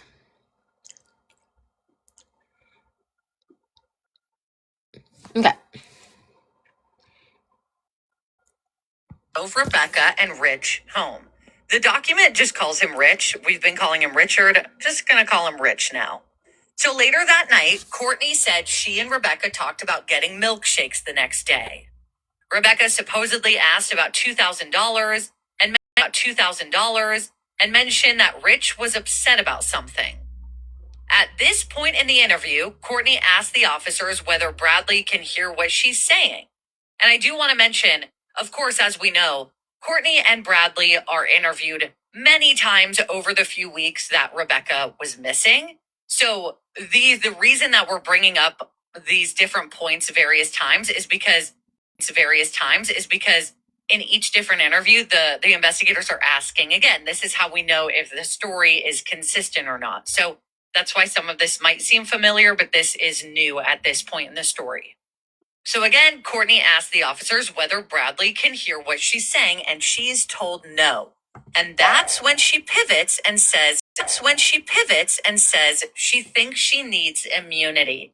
Because Courtney, now that she knows that Bradley can't hear her, she is about to try to pin the whole thing on him. She knows investigators are getting close. She knows she can't hide. She knows that she's busted, so she's gonna try to keep pointing that finger. Right, because if Bradley could hear the conversation in that interrogation room, then she would not, she wouldn't be trying to point in the direction of Bradley. Because maybe she knows that she's lying. Right, and then Bradley would turn on her. So she's like, oh, can he hear me? They're like, no, and she's like, ha ha ha, I'm about to scheme. Well, so Courtney tells detectives that she wants a prosecutor, and that if they bring the prosecutor in, she'll, quote, give it all to them, where the knife is and where the baby is. When asked if the baby is still alive, she silently shook her head no. Pressed for details, Courtney blurts out that the baby is, quote, in the garage in a blue cooler.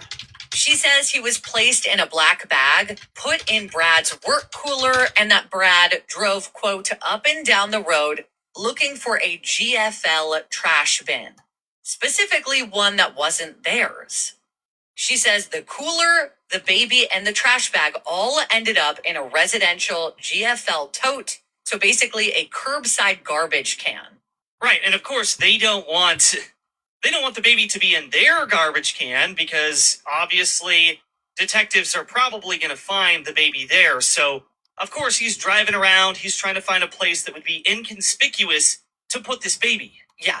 Now, she also talks about Rebecca's phone. Courtney says Rebecca's sister Kimberly sent her coordinates to the phone's location. Courtney asked Brad why her daughter's phone would be across the road, and he allegedly snapped, I don't fucking know. When she demanded they go there, she says he drove right to it. She said it was lying out in the open, like somebody just set it down there. So they took the phone to Rich's place, and Courtney says Bradley warned her, quote, I'm telling you right fucking now, do not say a fucking word. Because now Courtney's saying, I know that Bradley killed Rebecca, and he doesn't want me to tell Rich, which is obviously, her story is changing like a billion times.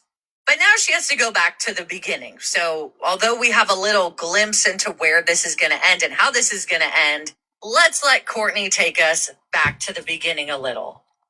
So Courtney then tells investigators that in the second to last drawer of her bedside stand, she keeps razors that she uses to cut open her own skin so her cellulite can, quote unquote, drain. Oh my God, that's so disturbing. I don't think that's a thing. She says that these knives are like scalpels and that, would you look at that, one of them is missing. She claims she keeps track of them because there's a teenage boy living in her house who is her teenage son. And when she confronted Bradley about the missing knife, she says he didn't answer at first. So he doesn't have an explanation. But she's telling investigators that she thinks Bradley is guilty because after Rebecca's body was found, she told police that she kept asking Bradley where her daughter was as if he knew, and his only answer was, quote, you'll find out soon enough. Eventually, she describes a confrontation on the morning of Wednesday, November 20th. He told her, quote, I'm gonna tell you once, and you're gonna fucking drop it, and you're gonna shut the fuck up. I'm the reason your fucking daughter's not here, that your life is upside down right now. I just imagine her telling all of this to investigators and trying to come up with, like, on the spot, this whole scenario of all these things that Bradley's supposedly telling her, right? Yeah, and this really just makes me think back to that video. We played the video clip where she's like, my daughter, and she's saying that Kimberly did this, and she's like, and it's like, she's full of stories, this girl. And this crazy woman will point the finger at literally anybody around her. Yeah, truly. So when asked why, she's asking Brad why he would do something to Rebecca, she says Bradley told her, quote, Rich fucked with the wrong motherfucker. Courtney tells police that she believes it was all a revenge plot against Rich, that Bradley, her husband, killed Rebecca to get back at Rich. When asked what he did to her daughter specifically, she says that Bradley said, quote, I slit her fucking throat, bitch deserved it. She claims he went on to say that Rich deserved it too, and that it, quote, just happened to be your daughter that's going to pay for it. When she asked about her grandson, the baby, she says Bradley told her, quote, oh, I stuck him in a cooler, stuck him in a trash bag, threw him in the trash. So detectives ask a logical question. If this was about paying back Rich, why cut the baby out at all? Courtney explains what she says Bradley told her, that if he left the baby inside Rebecca and someone found her fast enough, the baby might survive, and he didn't want that. When asked why not just leave the baby or why take the baby at all, she says Bradley told her the baby wasn't breathing when he pulled it out. Pressed again on why he'd still take the body of the baby, she offers another explanation. He didn't want Rich to see that he and Courtney had been together. But then she admits that she even doesn't fully understand what that means, as if Bradley is insinuating. So investigators also challenge Bradley at the same time. They tell him Courtney is blaming him for dumping Rebecca's body and putting the baby in his lunch cooler. They confront him about an earlier statement where he somehow already knew Rebecca had been stabbed. So when they push him on how he knew that, he starts to turn things around too. Bradley says, remember, up until this point, he had said that he was not responsible. He originally said that he wasn't there when Rebecca went missing and that he didn't know anything. Now he says, quote, I'm sure Courtney stabbed her because she did have a hunting knife. He claims the knife's case was thrown into a trash bin at a place called Cadillac Shores and might still be there. He says Courtney is the one who cut the baby out of Rebecca and that he actually witnessed it. Would you believe that? According to him, it happened out on the trails behind their house.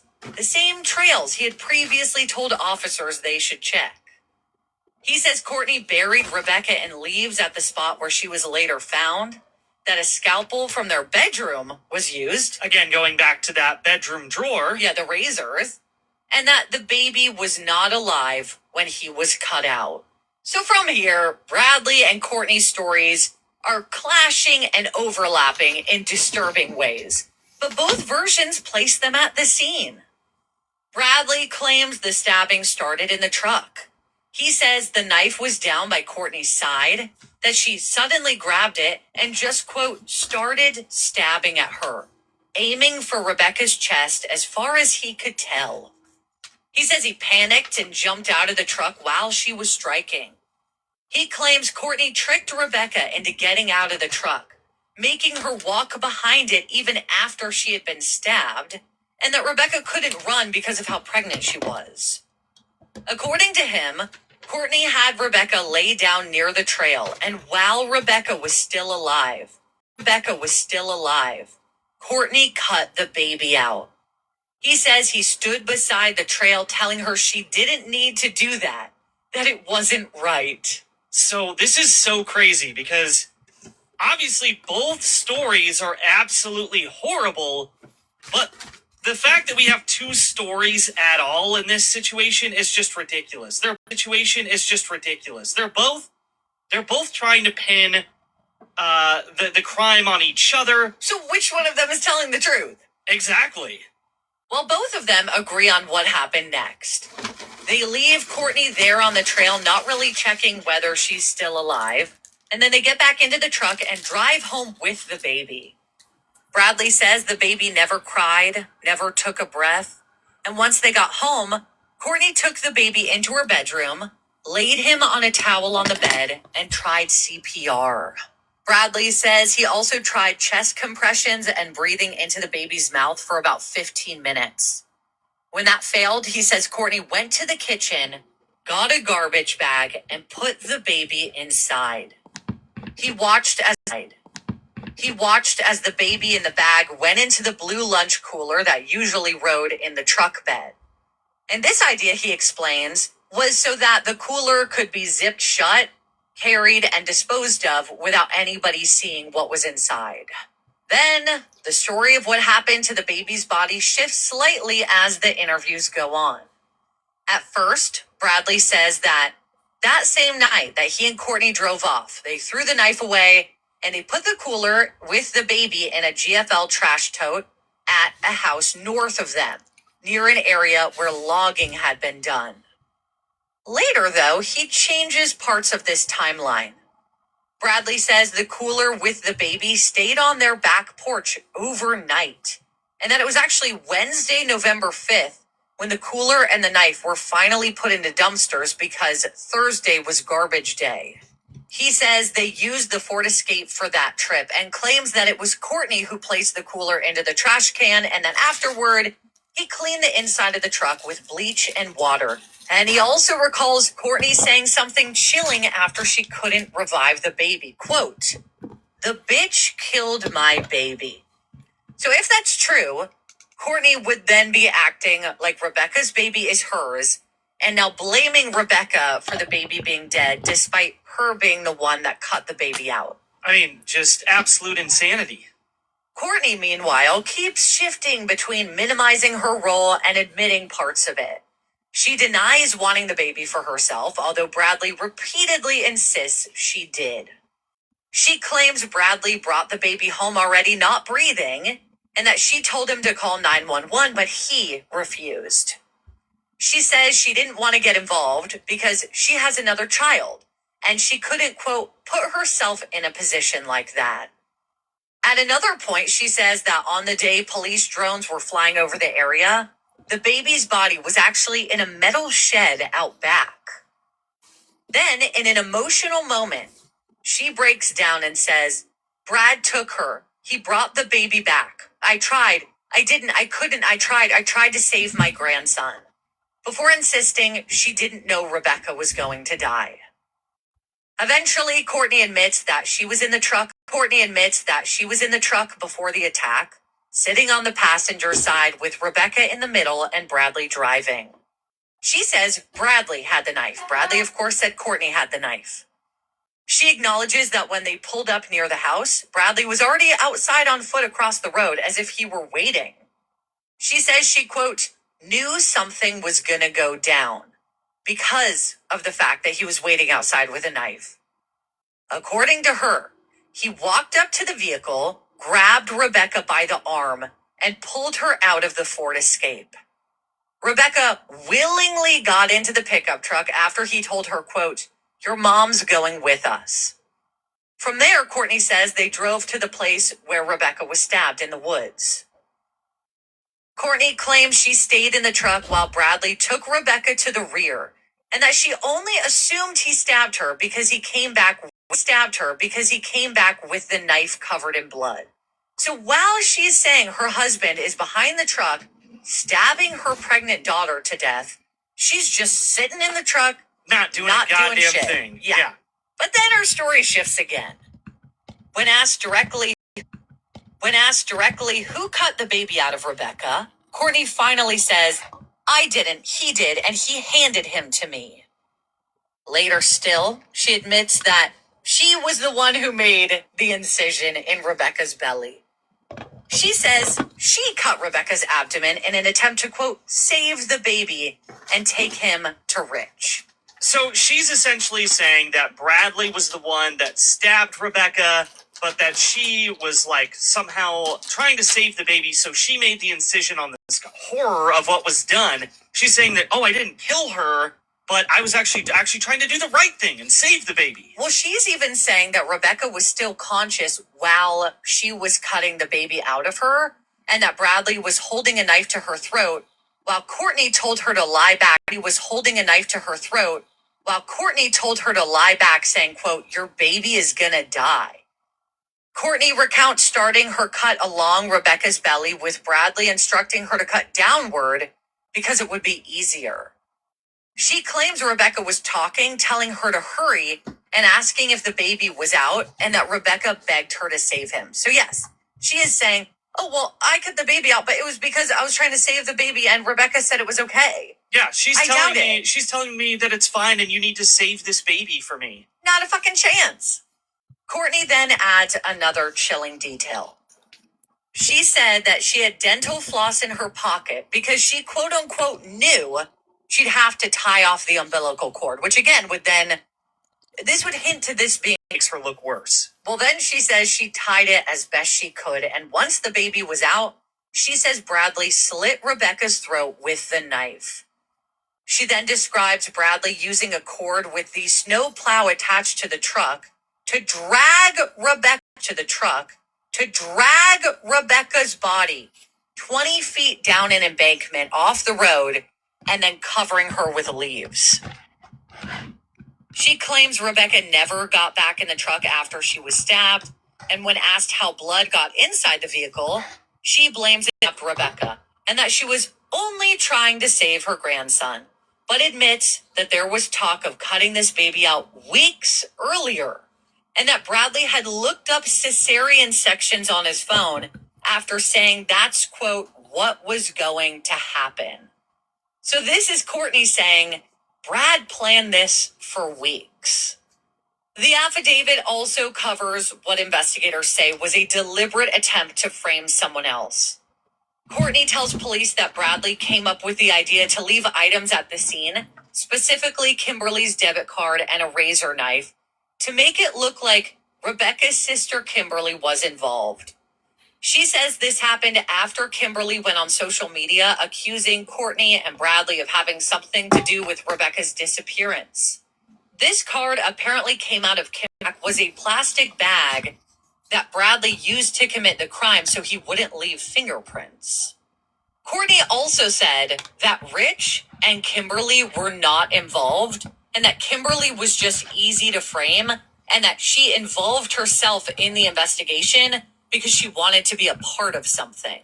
But the reason that Courtney has these charges is because she was being given different stories and apparently didn't really know what happened, but purposefully misled the police based on what Rich told her to say. But now we really have to wonder who knows what. Was Rich involved? Because as we discussed earlier in this episode, apparently Rich was involved, but Courtney and Bradley are no longer saying that he was. Right, so, at this point, again, it's very confusing. This is what the affidavit says, that Courtney and Bradley are telling police. But, it's also possible that Rich and Kimberly were involved in some sort of fashion. Yeah, and we have all this, and we have so many different stories, but it feels like we really don't have the exact concrete version. We don't know who really killed Rebecca and who is lying. But despite all the contradictions, their accounts line up on one essential, horrifying point. They both placed themselves there when Rebecca was attacked, when her baby was cut from her, and when both of them were discarded. Okay. Wow, it's so crazy. I could not even imagine. Right? Okay, let me Welcome in, everybody. Yeah. Just a little, awareness Awareness live. Any questions in the chat? Write them down. Share the live. Hit your heart me. Welcome in, Kimmy. Tap the screen. Oh, she should have way more than 1.5k likes. Y'all just sitting in here being lazy. I do say we have the laziest chats. Mm-mm-mm. Put my AirPods back in. I think I'm gonna just put my AirPods. This is Rebecca Parks, the young lady, the beautiful soon-to-be mother. Again, I think she may have had 1 or 2 children already. She was unalived by bio mom, Courtney One Leg down there in the corner, along with her her bio mom's husband, Brad. And then we have her sister and her sister's man over there.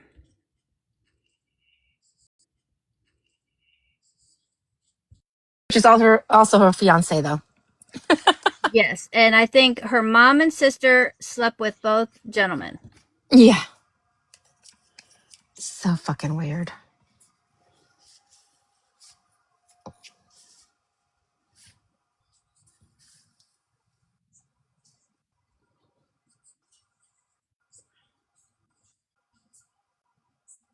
Are the TikTok taps just not working today, or is everybody's fingers just No. Everybody's just lazy today?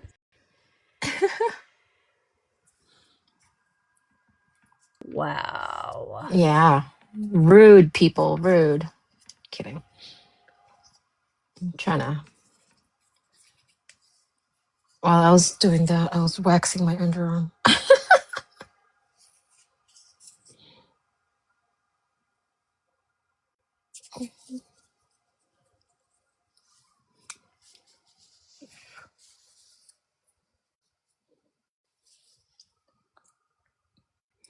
So, any. Oh, Bear was saying she was lazy. Mama C said she's driving. Okay. Yeah, if you're driving, please don't tap. Yep. Please focus on driving. Oh, thank you for being honest, Bear. Whew.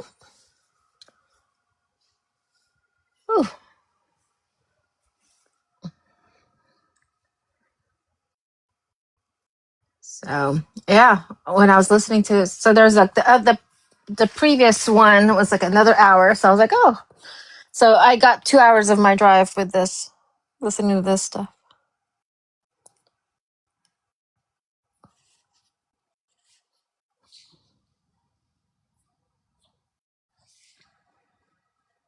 I'm not sure, Amy. What was the question? Where's the Oh, bio her bio dad? Courtney dad. probably doesn't even know who the bio dad is. Maybe it's her Probably. uncle. Who knows?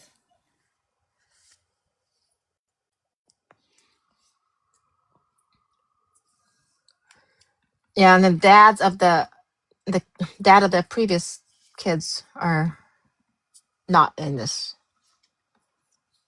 right?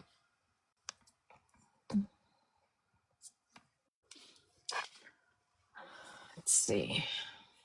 She was adopted. She just Oh, she was. Yeah. she just reunited with this bio mom when she turned 18, I believe. How old was she? 22. 22? Mm-hmm. Yeah. So within 4 years of reuniting with bio mom, her life has been taken. Hey, Mama C. Hey, Bestie. I was gonna say, I think the first one does give a little background of her family because Kimberly and her are full I sisters, can help you right? guys out with that really quick. Oh, perfect. Because, I have been watching that case since like a week after her missing, and I've been following the girls who were boots on the ground there. Like they were searching everything. So I watched it every day, all day, half the night. Like I was all into it. So Becca's dad is very hurt, of course. He's also a pedo. Every male in that family is a pedo. So her But bio dad? the bio dad, Let's yes. say P3DO, just, you know. Okay, yeah. So anyway, but they seem to hit it off, you know, from the pictures that he has shown on his videos and stuff. Like they liked each other, like in according to Kimberly, the sister, Kimmy, she says also that, you know, that Becca and her dad got along really, really well. She did not like Brad, could not stand Brad. The only reason she met up with her mom is because her mom bribed her with $1,800. Bribed who? So Kimberly? no, Becca Oh, okay. told her she had a check for her, even sent her a picture and everything, and it was all a lie. It was all made up. Yeah. Jeez. She didn't want nothing to do with her bio ma. Nothing. She couldn't stand Courtney. Mm-mm. Nope. Did Courtney have an affair with Brad? Well, Courtney and Brad were together. They I don't know if they're husband and wife, boyfriend, girlfriend. I mean, I'm sorry, Rebecca. Rich. No, Becca did not. No, that was a lot of what Courtney said was very much untrue. Did very much. Courtney and Rich sleep together? So they did. They were in a relationship. So I guess Becca and him were in a relationship. He's like 40, she's 22. They were in a relationship. They broke up for a while, and then he was in a relationship with her mom or something like that. And then he went back to Becca. And everybody, you know, we kind of think, a lot of us kind of think she wanted that baby because it was Rich's. Mm-hmm. That makes sense, yeah. That makes sense. That does make sense. Yes. So if you go and listen, so Steph Case File, she interviewed like a lot of people, like Courtney, like a lot of people. And Courtney, you'll catch her lies. You'll catch her lies in the interviews that she did with her. Huh. Was it before Rebecca? Okay. All right. I couldn't remember for sure. Thanks, Shauna. But yeah. So it's crazy. It's all crazy.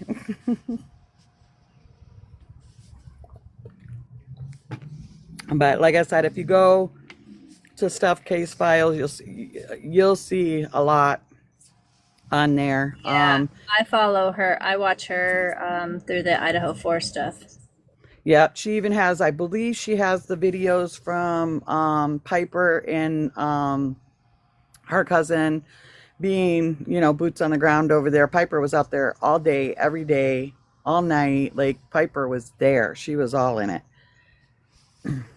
So, yeah, but I gotta go in the house, so I just wanted to jump up real quick and clear that up for you guys. So, thank you. Yeah, you're welcome. Serenity, if I can remember later, I'll look for Dad's TikTok again because I can't remember his name, and then I'll send it to you. Bio Dad. Okay. Sorry. Okay. Yeah. Okay. All right. All right. Love you. Bye. Interesting. Thing. Oh, that's interesting.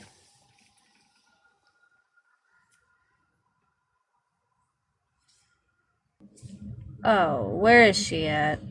Who? Just said B-Flies is in here. Nobody got her? Nope. B-Flies. What do you want? We're not even talking about the crash outs. Leave us alone. I know you love us, though. You know. That's why you're here. You love us. You want to be us.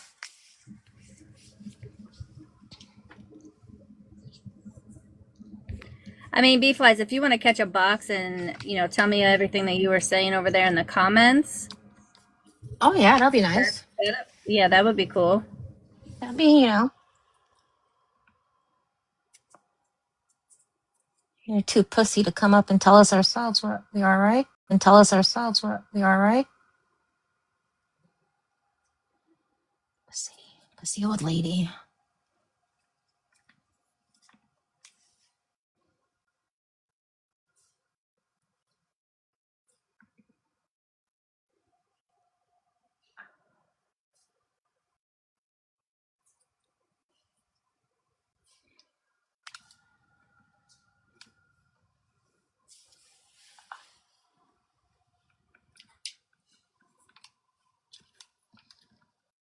I'm just making a mess of this wax, I think.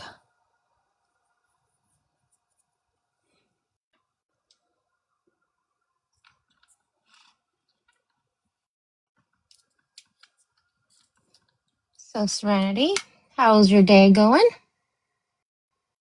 Good. I am just wrapping presents, finishing up some online shopping. I need to do that. I think I'm almost done. I have like a couple like small things I need to buy, but I think I'm just gonna do them. Order it, but pick it up. So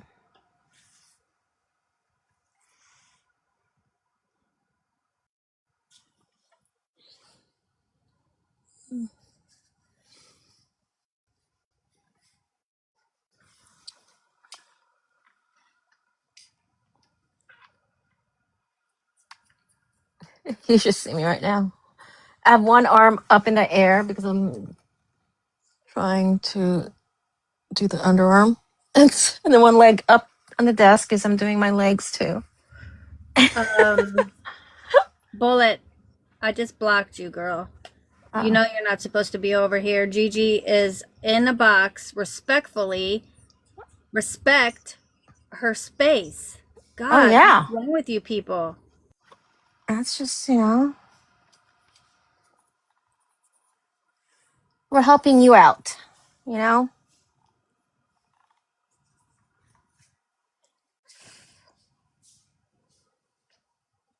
Okay.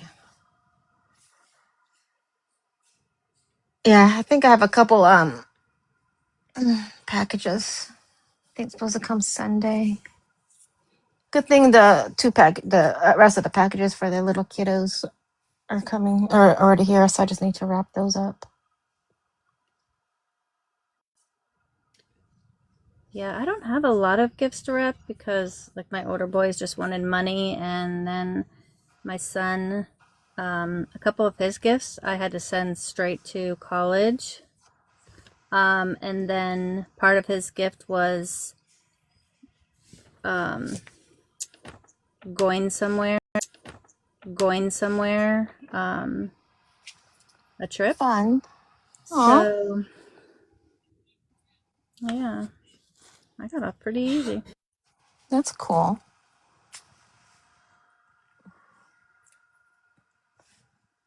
Honestly, mine are mostly in-law gifts,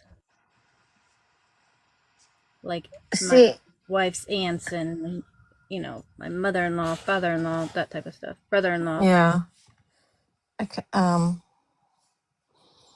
yeah, I told my boyfriend, I'm like, I don't want to go over there empty-handed. He's like, you're not going over there empty-handed. We got them gift cards. I'm like, and I was like, I hate doing that, but I get it because we're also traveling, and we're gonna be there for like so long, and I'm cheap, and I don't think I'm gonna get. I'm not gonna. I probably am gonna do like one carry on. I mean, one check in. Okay, I think this is ready to peel. Ooh, that felt good. I do love waxing. Feels so good. I love pain. Take that as how you ever want to. That's why I love tattoos. See, I don't have any, and I'm sure I don't mind shots, so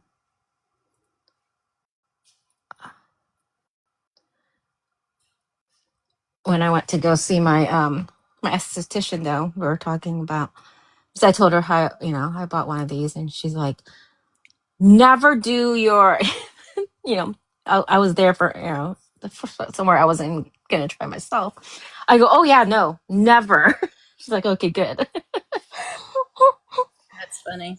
And she's like, my sister did What? that. And she's like, her sister called her crying. That's one good thing about being a lesbian. What's that? You have someone else do it for you? Well, my wife and I can each, do each other's bikini areas. Yeah. I'm sure my boyfriend wouldn't mind doing it for me. Yeah, But even though we never have, but we have that machine that what is it? The hair removal. You know what I mean? like the yeah, epilady kind of thing. No. Oh my God, no. It's like the laser hair removal. Oh, okay, yeah. I should try that one day. It works, but you have to do it every day for, I forget, like 6 weeks or something. Oh my God.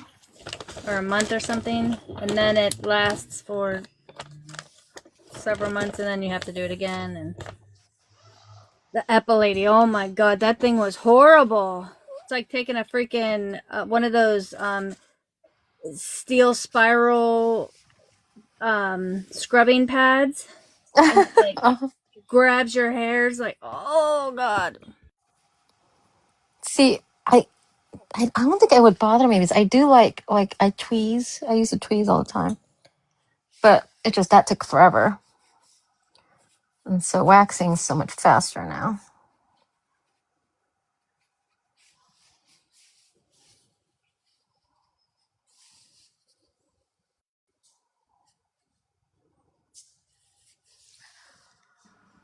The Apple Lady is a killer. My father bought my mother one for her birthday or Mother's Day. It was one of her gifts.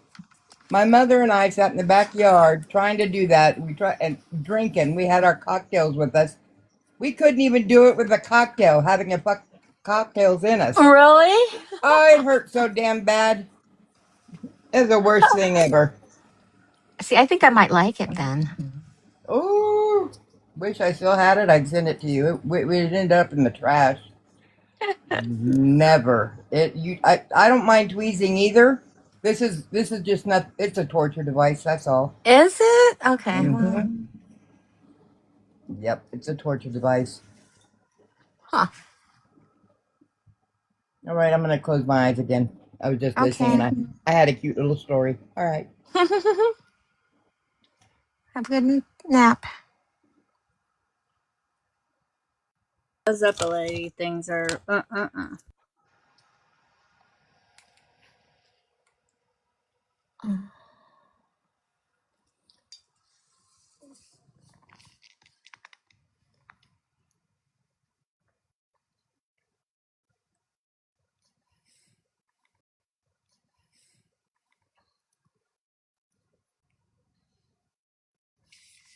Anyone else on? I'm not Ooh, sure. that felt good. I'm wrapping. Oh yeah. Let's see. Hold on, I'll look in a little bit after I clean up this mess I just made.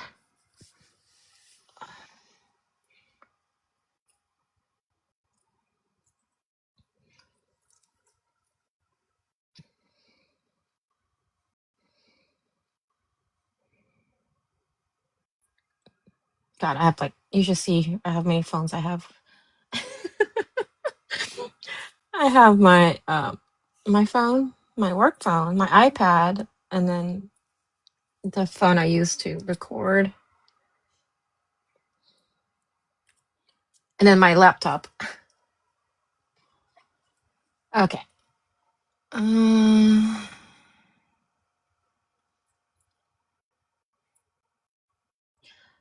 Kelsey, his mom would do it for him? I don't think I would want my mom doing that. Listen, I love my boys, but I got to draw the line. Yeah, On exactly. that one, I'm so sorry.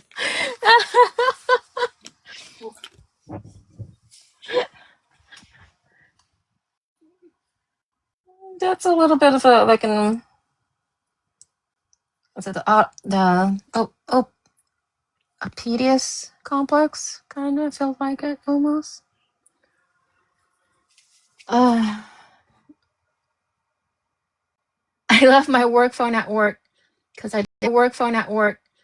didn't want to bring that negativity to my weekend. Well, if I left my work phone at work, I would not be able to work from home. So.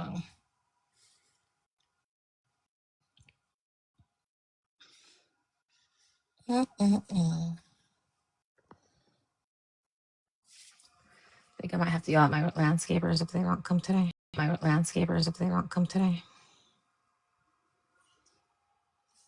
really feel like maybe, just maybe, you might want to, in 2026, look for some new landscapers. I think so too.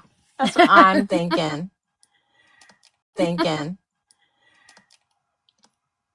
I hate firing people, you know? No, but I feel like they are inconsistent more than they are consistent. Yes, that is true. And then what sucks is, I mean, I think I'm a sucker. I mean, a lot of times she's like, "I'm so sorry. Do you mind if you pay me in advance?" Because then she'll give me a sob story. I'm like, fine, you know. Yeah, I I mean, they know. want paid on time or before time, but they don't want to do the service on time. Mm-hmm. But like I said, I hate firing people. I feel like, you know. That's how I felt about my pool girl. My wife made me fire her.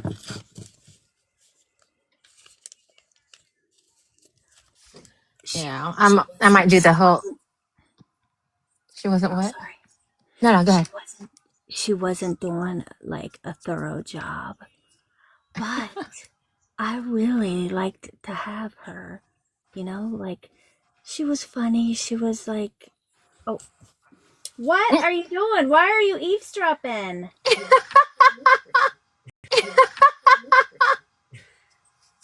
Oh no. I was just telling how you made me fire the pool girl.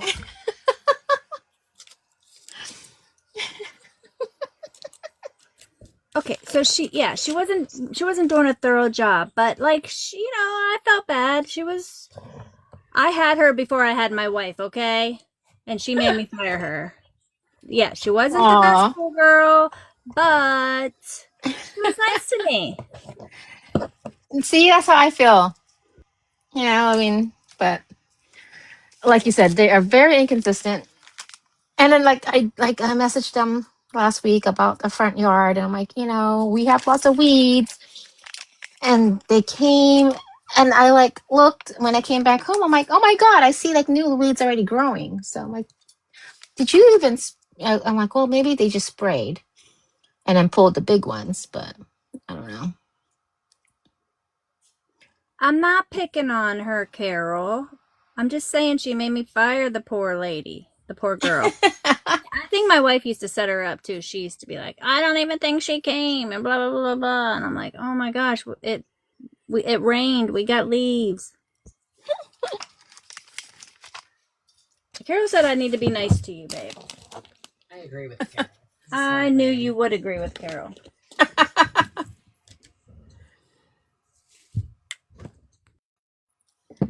But I let her go, and then my wife became the pool girl. Ooh. So did you hear about? She looked much better in a bikini. I bet. Probably funner. So Reiner's son, they're gonna say most likely he's gonna plead insanity. Wow. Yeah, because I guess he has been diagnosed schizophrenic, and I guess he's been on meds that made him not all there, so they're blaming the meds. So probably what they're gonna do. That's what TMZ said, I think. The real TMZ.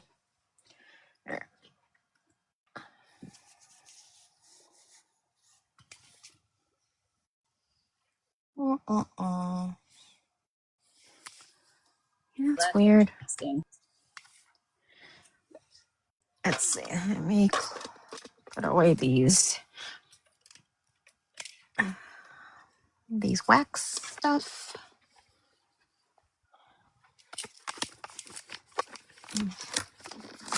Yeah. Can you imagine, like having a sibling that, did that to your parents and then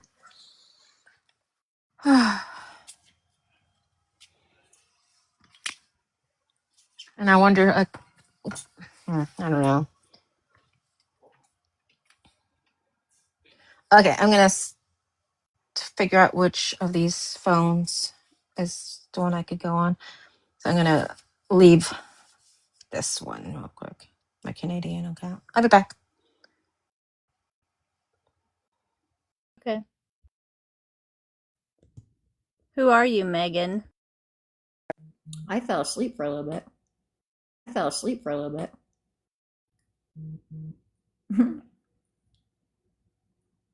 Oops.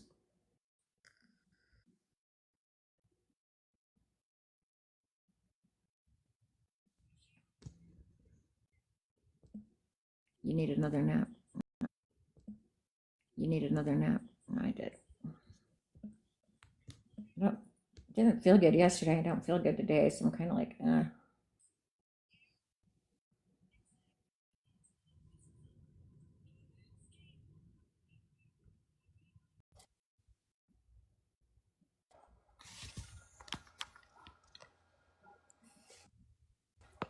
Okay, I didn't drop you guys. Not that time. You were still on an account in here.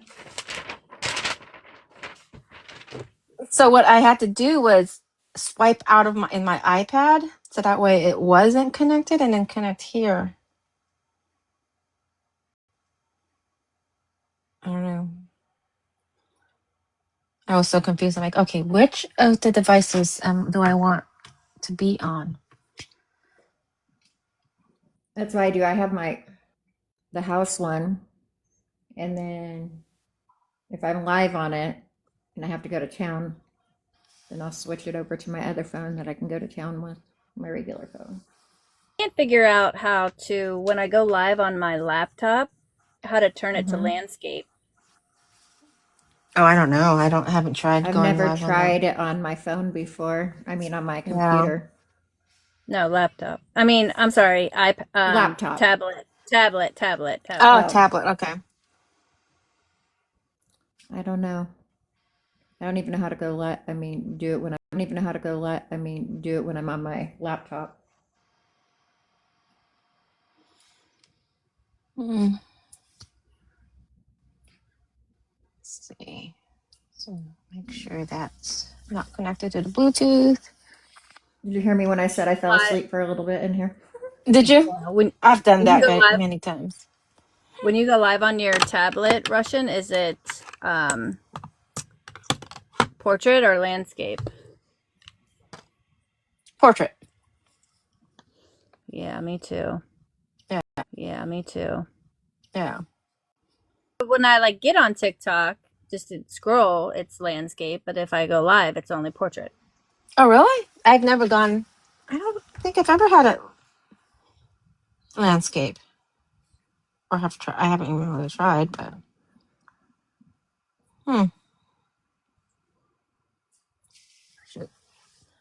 this phone needs to be charged.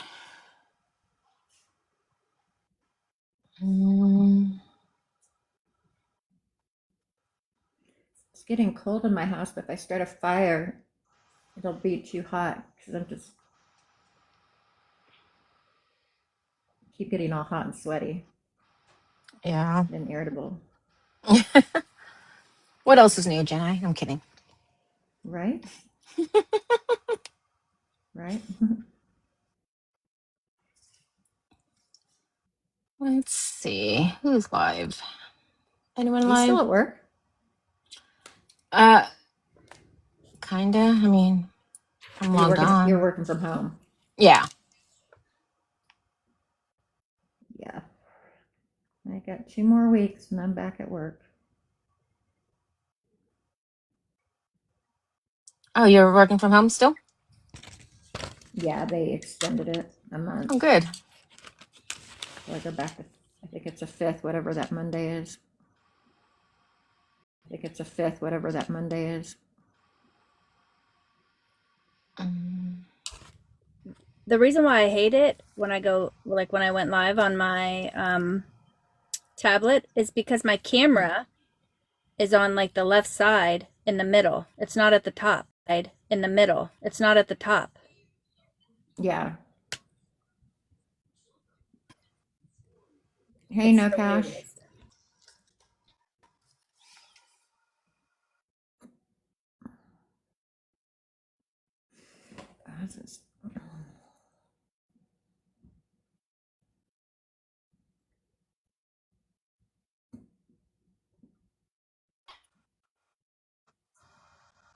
Oh, see, Mimi's housekeepers like that. They want payment ahead of early, but cancels or changed. Yeah. So I'm confused. Like, when did I pay for what? Ugh. Mm-mm-mm. Mm-mm-mm. Oh, that's good. That's good, Nakash. Do you want a cookie? I heard AP's wife makes really good cookies.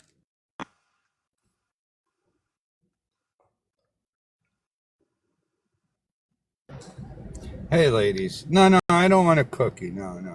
No cookies here. Do you want a brownie button? No. You keep your your treats to yourself, miss. But I just want to say I'm chauffeuring my son around. I'm waiting in the car while he's getting a haircut somewhere over there. Nice, Yeah. nice. And I'm in front of a veterinary wellness center. So I'm watching people come in with their cats and dogs and so on.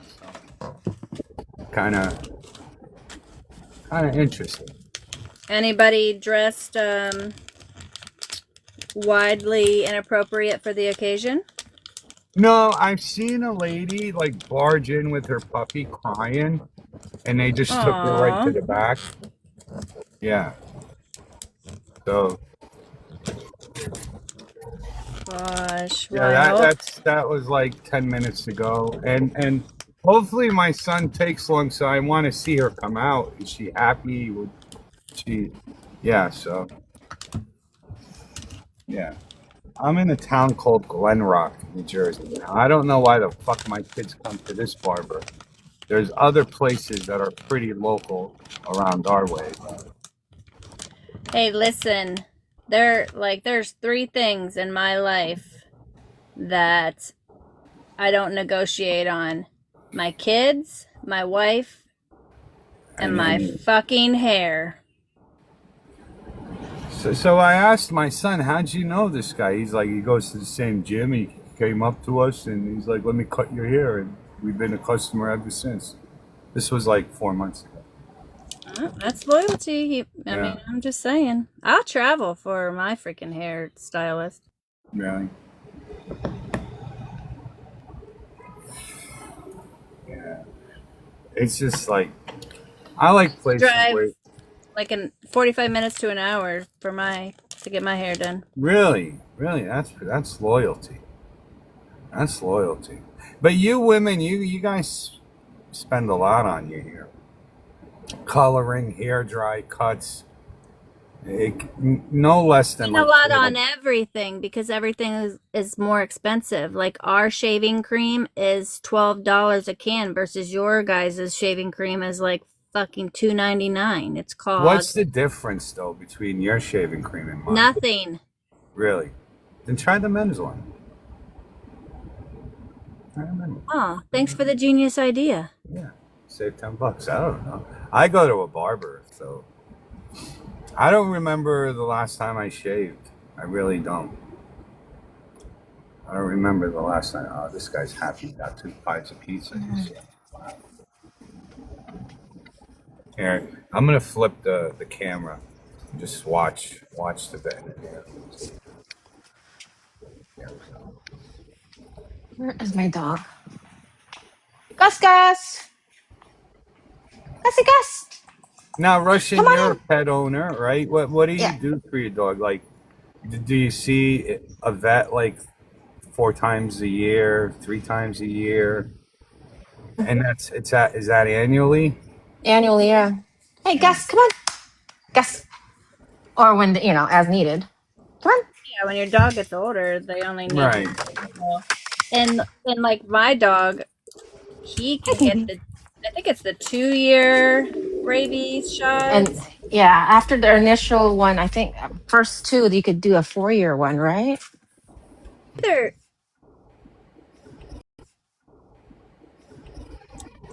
yeah, Because they were, yeah, breed because is they a were little going to let me bit, do a yeah. 4-year one if I, And I think it depends on the breed too. But yeah, Right.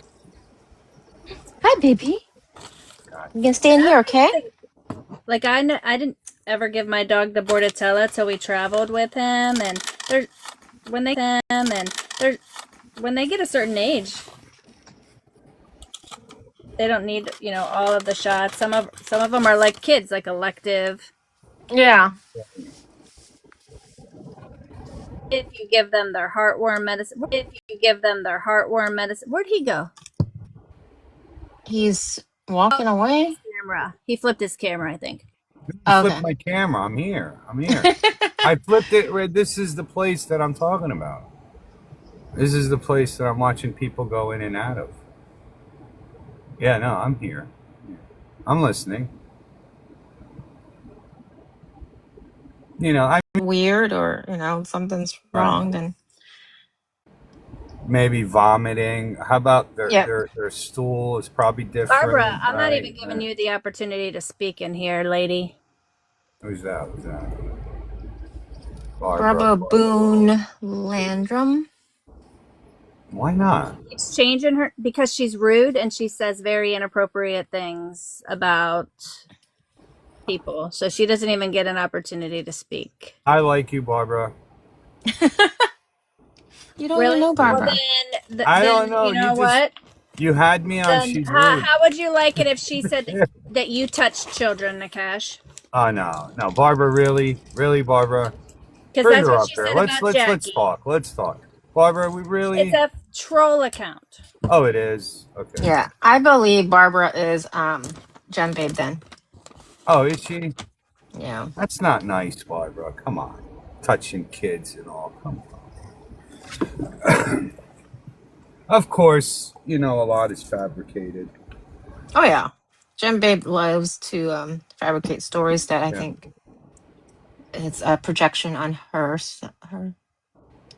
Okay, so what happened? I saw a few. Who's Rainbow? From Rainbow is Don't say okay. it 3 times yeah, before now the she's gonna be streets. here. It's Oh, okay. like Like Beetlejuice. Beetlejuice, yeah. Yeah. Yeah, so I saw a confrontation with this certain individual, a few live, not lives, recordings, and I guess she's not fond of Tiffany, is it? Yeah, she's not fond of Tiffany. Brittany.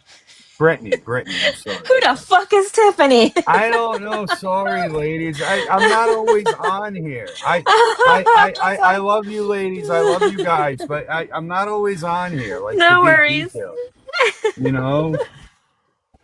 That's I funny. appreciate the forum you give me. I really do. You know, I don't want to get into like the drama aspect. Like I want details. Sometimes it gets out of hand with Yeah. it does. What is it? There was a few months ago, you girls were showing some toilet. Look at her toilet. Oh my God. I guess the toilet's supposed to be disgusting, right? I'm like, Well, we didn't say it. It was Kobe and them saying it. I don't know, something about a lady's toilet, Yeah. clean your toilet, but I mean, just think of what goes into that toilet. I'm just saying, you know. That's what Sassy was telling them. Like, you Right. know. Hold on. How am I supposed Anybody that has boys, you're a liar if you've never walked into a bathroom that boys frequent and found a nice little brown present in the toilet. Ladies, there's that lady with her. She's happy now. She was crying. I can't zoom in, but she's like right behind the door to the left. I guess Hold on. she's Let content. me see if I can All right, okay, fast let me forward see. you. Why are we showing where you're going for a haircut? I don't give a shit. Okay. Yeah, this is the barber shop is 6 doors down to the right. So anybody wants to dox me, there's the There barber you shop. go. Kobe. That's where he is. Go to him. So this is the establishment. Glen Rock. I'm in Glen Rock, New Jersey, Main Street. But anyways, okay, so she went in there crying. Now she's sitting. She's sitting in the waiting room. There she goes. There she goes. There she goes. Asian looking. Asian looking. She's happy. She's got a smile. Okay, good. All right, so this dude is about to pay for it. So that guy's about to pay for it.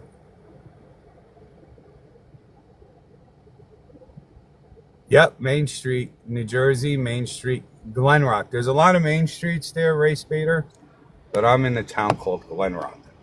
And basically, this is the establishment I'm in front of, right here. Wellness Center.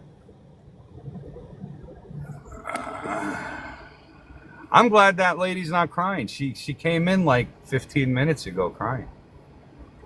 I don't know what was wrong with her dog. But this old man just popped out his credit card, so there's it.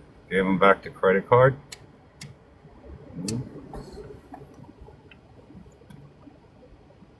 Writing all this down. You go ahead, Race Baiter. Do I follow Race Baiter? I like him. Maybe he needs more information. Yeah, I do follow him. Okay. Yeah, you know who Rage Baiter is.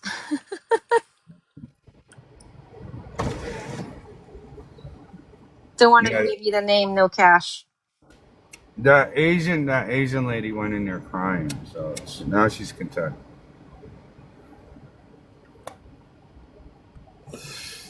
I'm his favorite person. I bet you are, Race Baiter. Do you know who that is? Race Baiter, Race Baiter. Grow? Is that Grow? No, it's the one that gave you your name.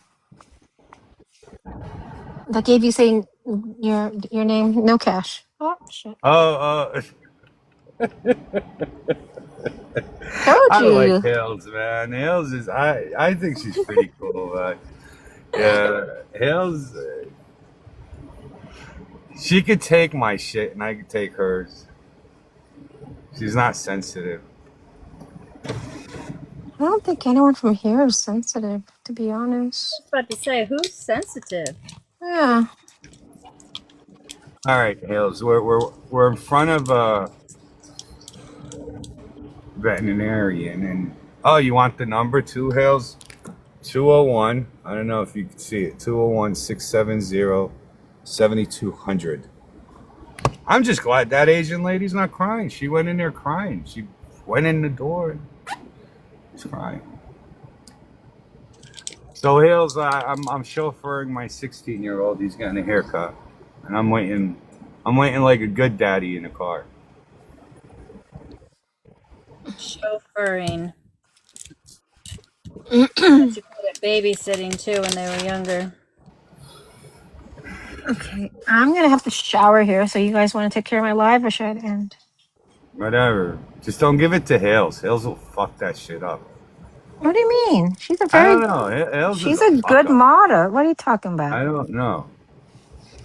I'm gonna get off here and eat dinner, so. Okay, Jenna, I leave. All right, you drop it. All right, you shutting it down. Yeah, I'm gonna shut it down. All right, ladies, enjoy. Okay. Well, you have a good night, guys. Take care. Good night. Bye. Night, guys. Take care. Good night. Bye. Jenny.